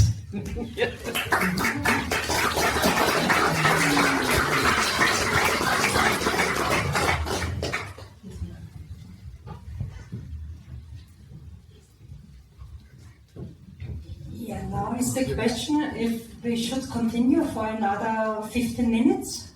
If you would like to discuss with wine and water, by wine and water, outside,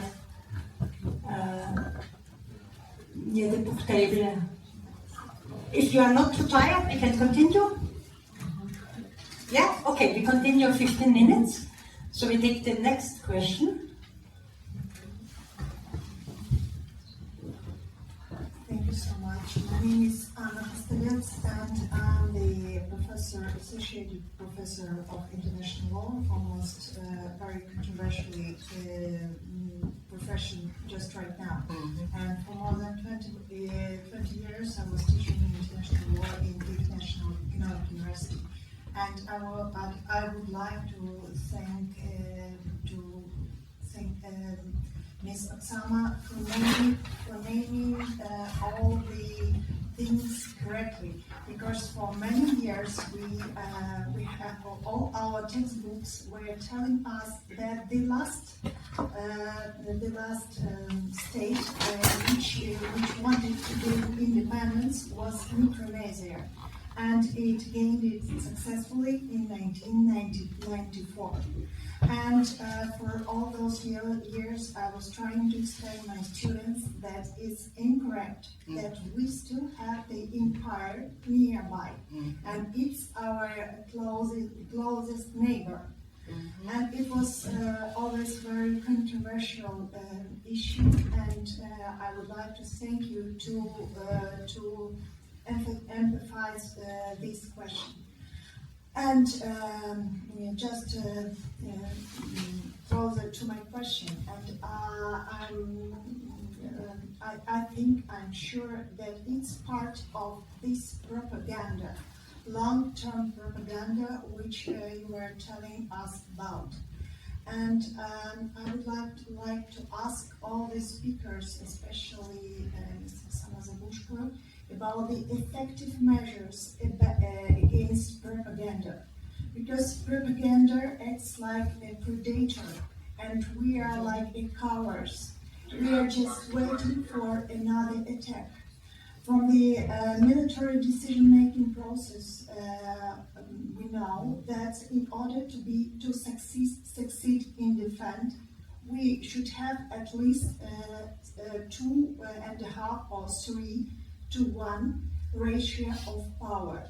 So what can we do against this war, this propaganda war? Because it prepares the ground for actual war, for actual invasion.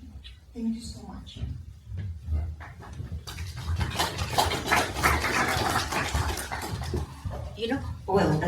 I grabbed the mic because I just thought of the brief answer. Really, not this time, not with the Zabuzhko sentence, but very briefly. I'm referring to where I started. I started with 2 answers. The shortest answer to your question would be, like psychologists say, touch the grass. Touch the grass. Check. Taste the reality. Like Zelensky was saying to G.D. Vance, come and see. Come to Ukraine. No, I saw the reals. Don't trust the reals. Touch the grass. Well, grope the reality. Talk to the real people who experienced things, So just catch the reality and get used to smelling the reality before you will buy the reels. And learn how to scrutinize it, and leave it to the professionals. Otherwise, you are dead. With this avalanche of disinformation, spending the time of your life on this fact checking. No, it is all about intuition. I really appreciate what they are doing in Denmark. They are teaching empathy at school. That's great. That's the shortest way, to resist the toxic propaganda. You identify yourself, you really, what was that? From Kant, yes, this quotation about suffering with and rejoicing with. Yes. Suffering with and rejoicing with other people in Kantian terms. Well, that's this touching the grass, touching, groping the grass, touching the reality. So that's my writer's recommendation. The specialists in communication, in information, might have their own recipes, and I do read them occasionally from time to time, but basically I rely upon that, rejoicing with and suffering with.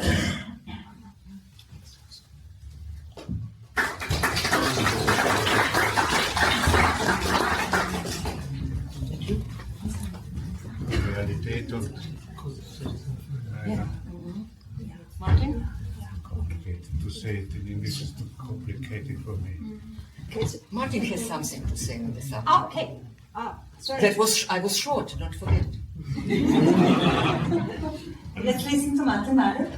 Yes, only I want to share with you a couple of thoughts at the occasion of this very, very important question. First, how to fight propaganda, and then secondly, you concluded with the notion that propaganda prepares for, so to speak, real war. This is doubtless truth.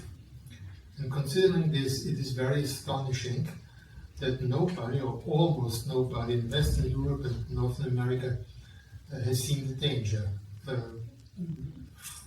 which came closer and closer, almost like a train. You are sitting on the tracks, and the train is coming nearer and nearer, and you don't see it. But sooner or later, it will run over you. What do I mean with this? We've spoken about Putin's assumption that Ukrainians and Russians are one people. This is not new, ladies and gentlemen. This goes back a very, very long time. This strange, but nevertheless in Russia quite strong notion goes back at least to the 19th century.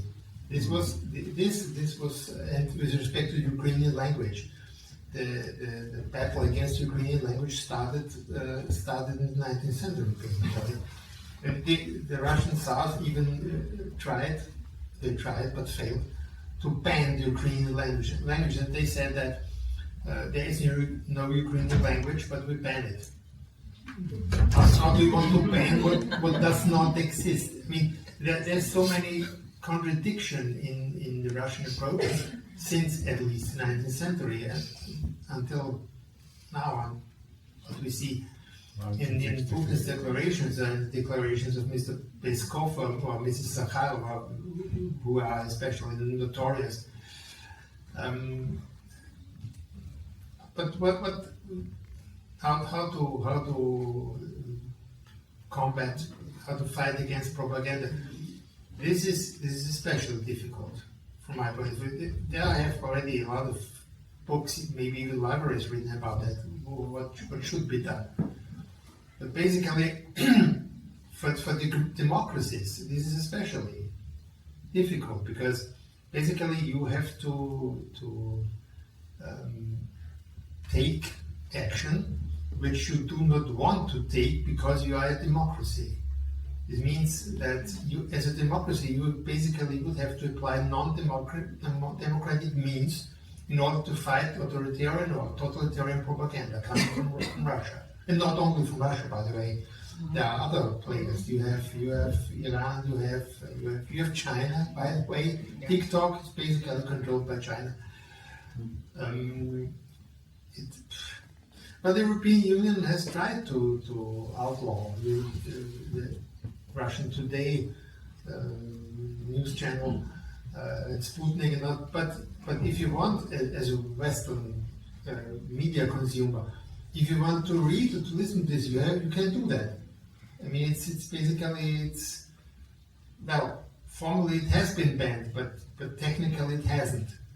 If you want to enjoy Russian propaganda, you can do so. Therefore, where's the ban? It is not. It is almost like the European Union sanctions against Russia. Yes, they exist. They exist basically on paper. No, not only on paper. They have some effects, but to a quite high extent, they are not really effective. Without going into details, but you have always a problem between what's written on paper and what is basically implemented. There's almost always a very huge difference, unfortunately. I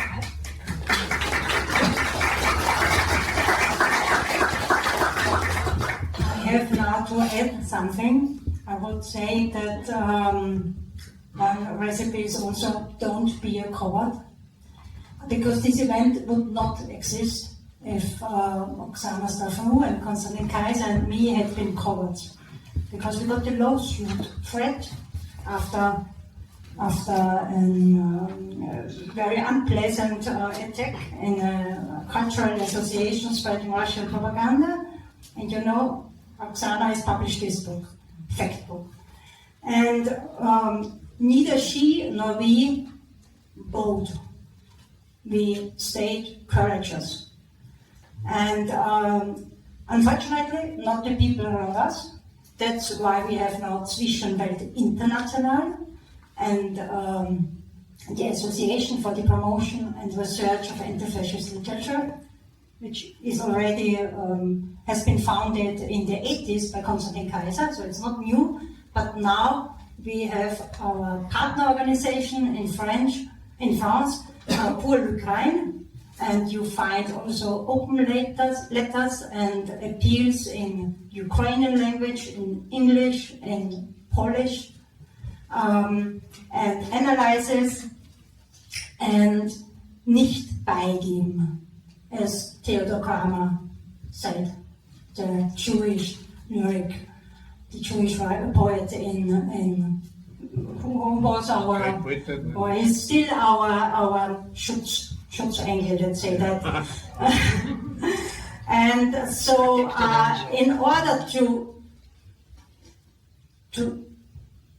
resist, we all ask you to don't be covered and support us, subscribe to our newsletter, and spread the word. Spread the word. And you know, yesterday we just got the information that a Bulgarian spy has been arrested in Austria with connections to Malek and other spy networks spreading anti-Ukrainian, anti-Volodymyr Zelensky propaganda. And on this very day, in the morning, I heard an interview in the public channel ORF about peace. You know, without the aggressor, without the victim, not mentioning the aggressor, not mentioning the victim, not mentioning resistance, it's like you would speak about love and sex, while the person you speak about is raped and abused. And that's unbelievable. So, next question. Who was? What's your office program? In the wife, it was Good Morning Österreich, and the man, we know it, Oksana Sabuschko. Yeah, Thomas Reutner, peace researcher.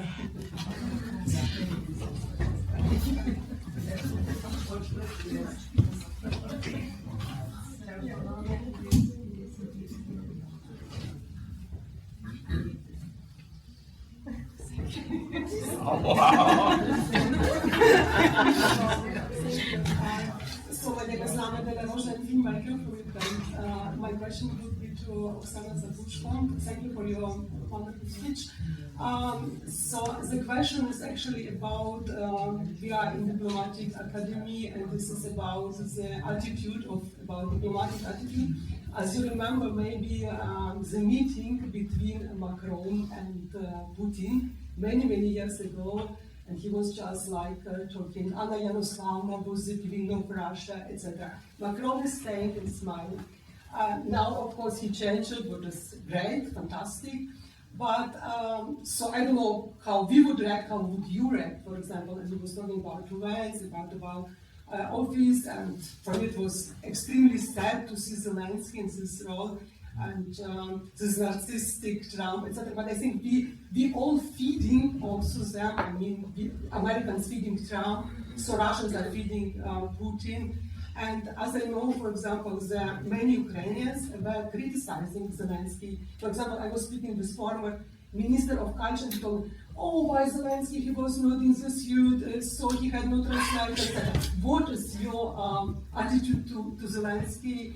And as a question, do we enough in cultural things, for example, does we enough name the names by name, like Malevich in museum, like Ukrainian paper with Polish roots, or it is not enough done? Thank you so much.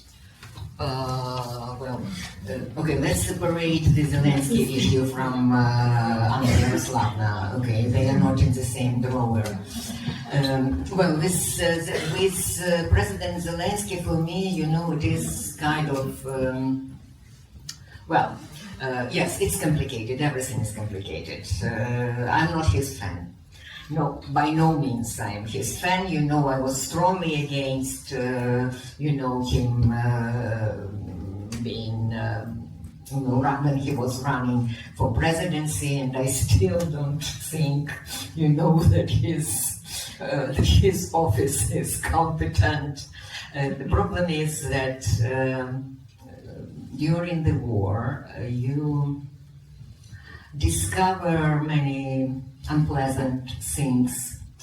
Among them, that criticizing your country is a privilege, my friends. It is a privilege we enjoy, without noticing it. We only notice it when we lose it. It's like freedom, But you really can't. For a writer, it's a kind of a painful experience. Because it's like, you subject yourself to self-censorship.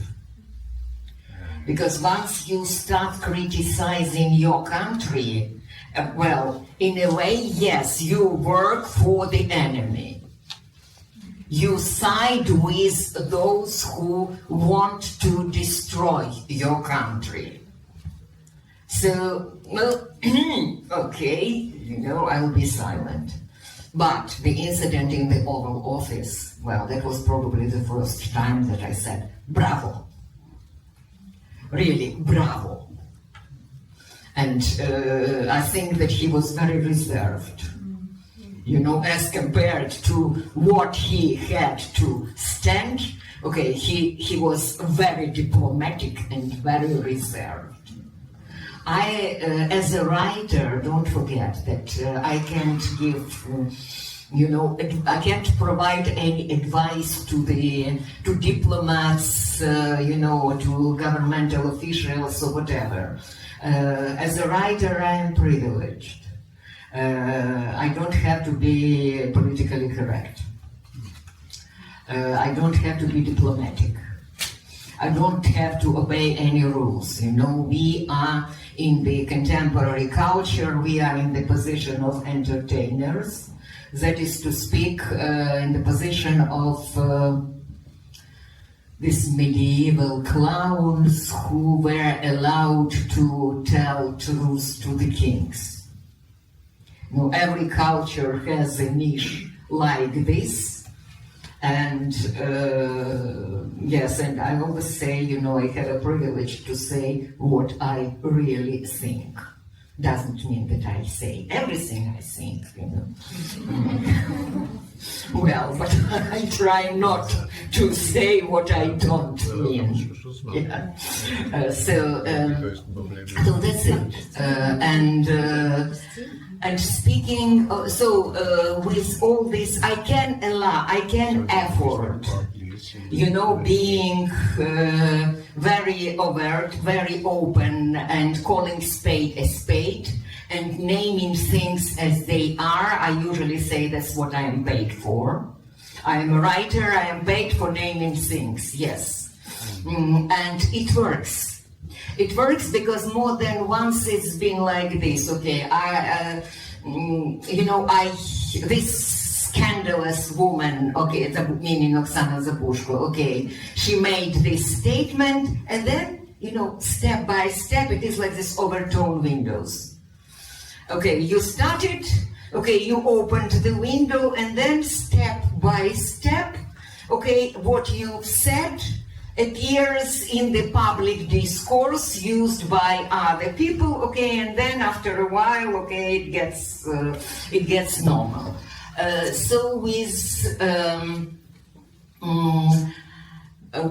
this, cultural reappropriation, so to speak, I would say Macron's way of learning things, that it's time actually to start, and this is the subject of my new book now in preparation in Ukrainian. It's time to start explaining to our Western friends, colleagues, and counterparts that Russia has nothing to do with the Kiev heritage, and that it is us who are responsible, largely responsible for having created this empire. It's our forefathers whose brainchild was Russian Empire with the core in Little Russia and the colonies, otherwise Great Russia. Like the analogy with Greece. And this whole Russian world, this Ruski Mir, you know, that Putin speaks of, yes, the starting sample was this Cosmos Hellenicus, the Greek world. And yes, that's where Ukrainian Baroque intellectuals of the 17th century took it. They were having their interest in that. They were resisting the religious expansion of Poland. And their idea to create an Orthodox empire, don't forget the 17th century, the time of the religious wars.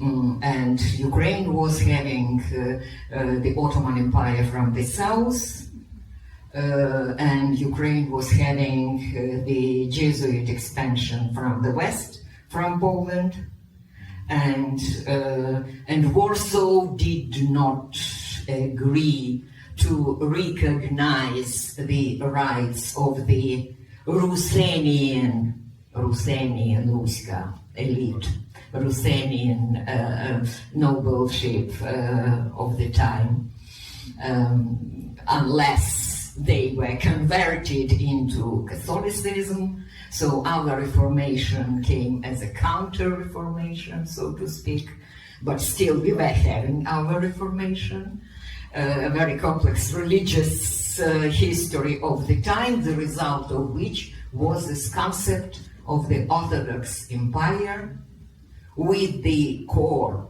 in the Second Jerusalem, the capital of Eastern Christianity. After Constantinople fell down, Kiev was the biggest shrine of Eastern Christianity.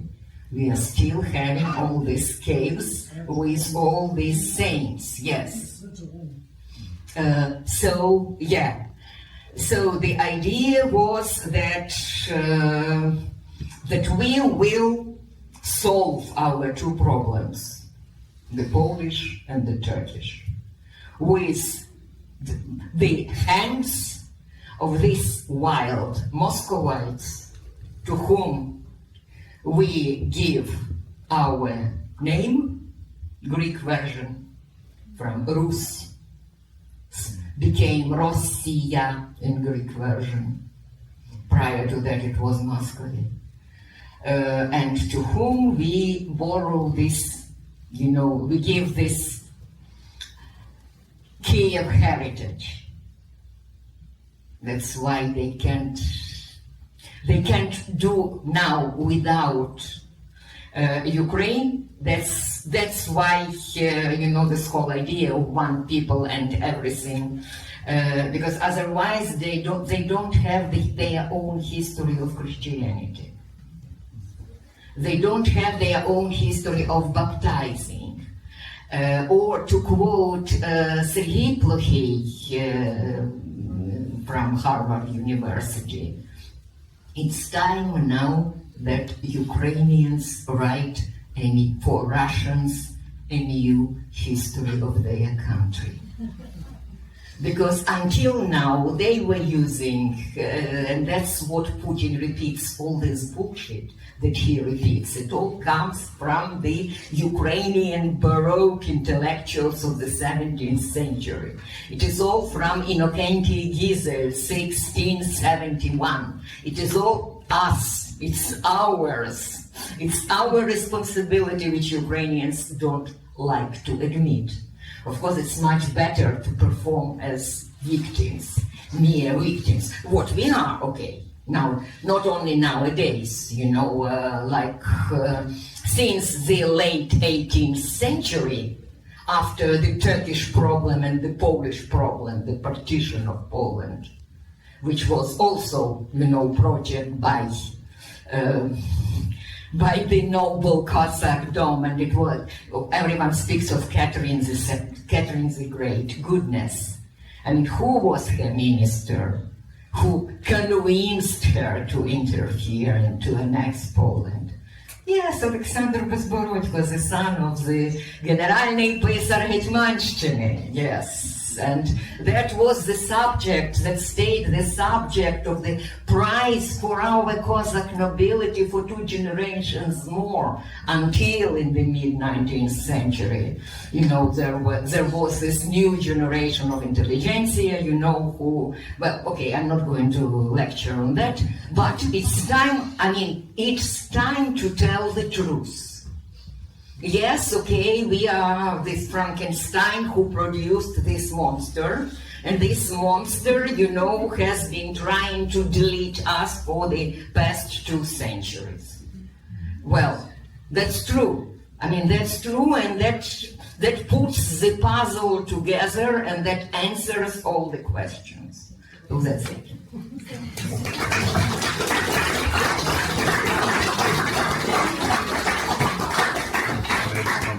So, no questions anymore. Thank you, Oksana Sabuschko.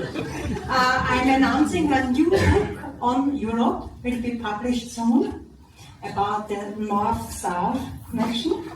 Very interesting also for me, who has lived in Norway for some time and speaks Norwegian. I recommend you highly the book table led by Bookshop Analog. You will find books from Oksana Sabuschko, also from Konstantin Kaiser, Ausgedehnte Gegenwart. There are also poems about our time. Abschied, Fazit, and Empirie. And Martin Malek's book is our edition from the Verein zur Förderung und Erforschung der antifaschistischen Literatur, published in New Academic Press. And now I also announce the next event. Wolfgang Mueller told about it. It will be this Friday, 2 p.m. in the Institute of East European Studies, Alina Rytsenko, Asia and the Russian-Ukrainian War, Strategic Choices. And a last request to you.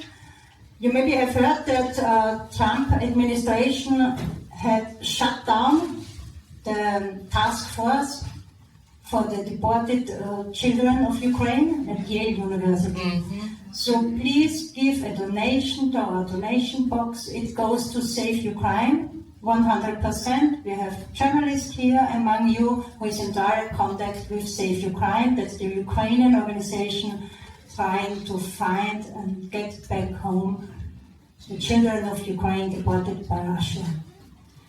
Thank you for your coming.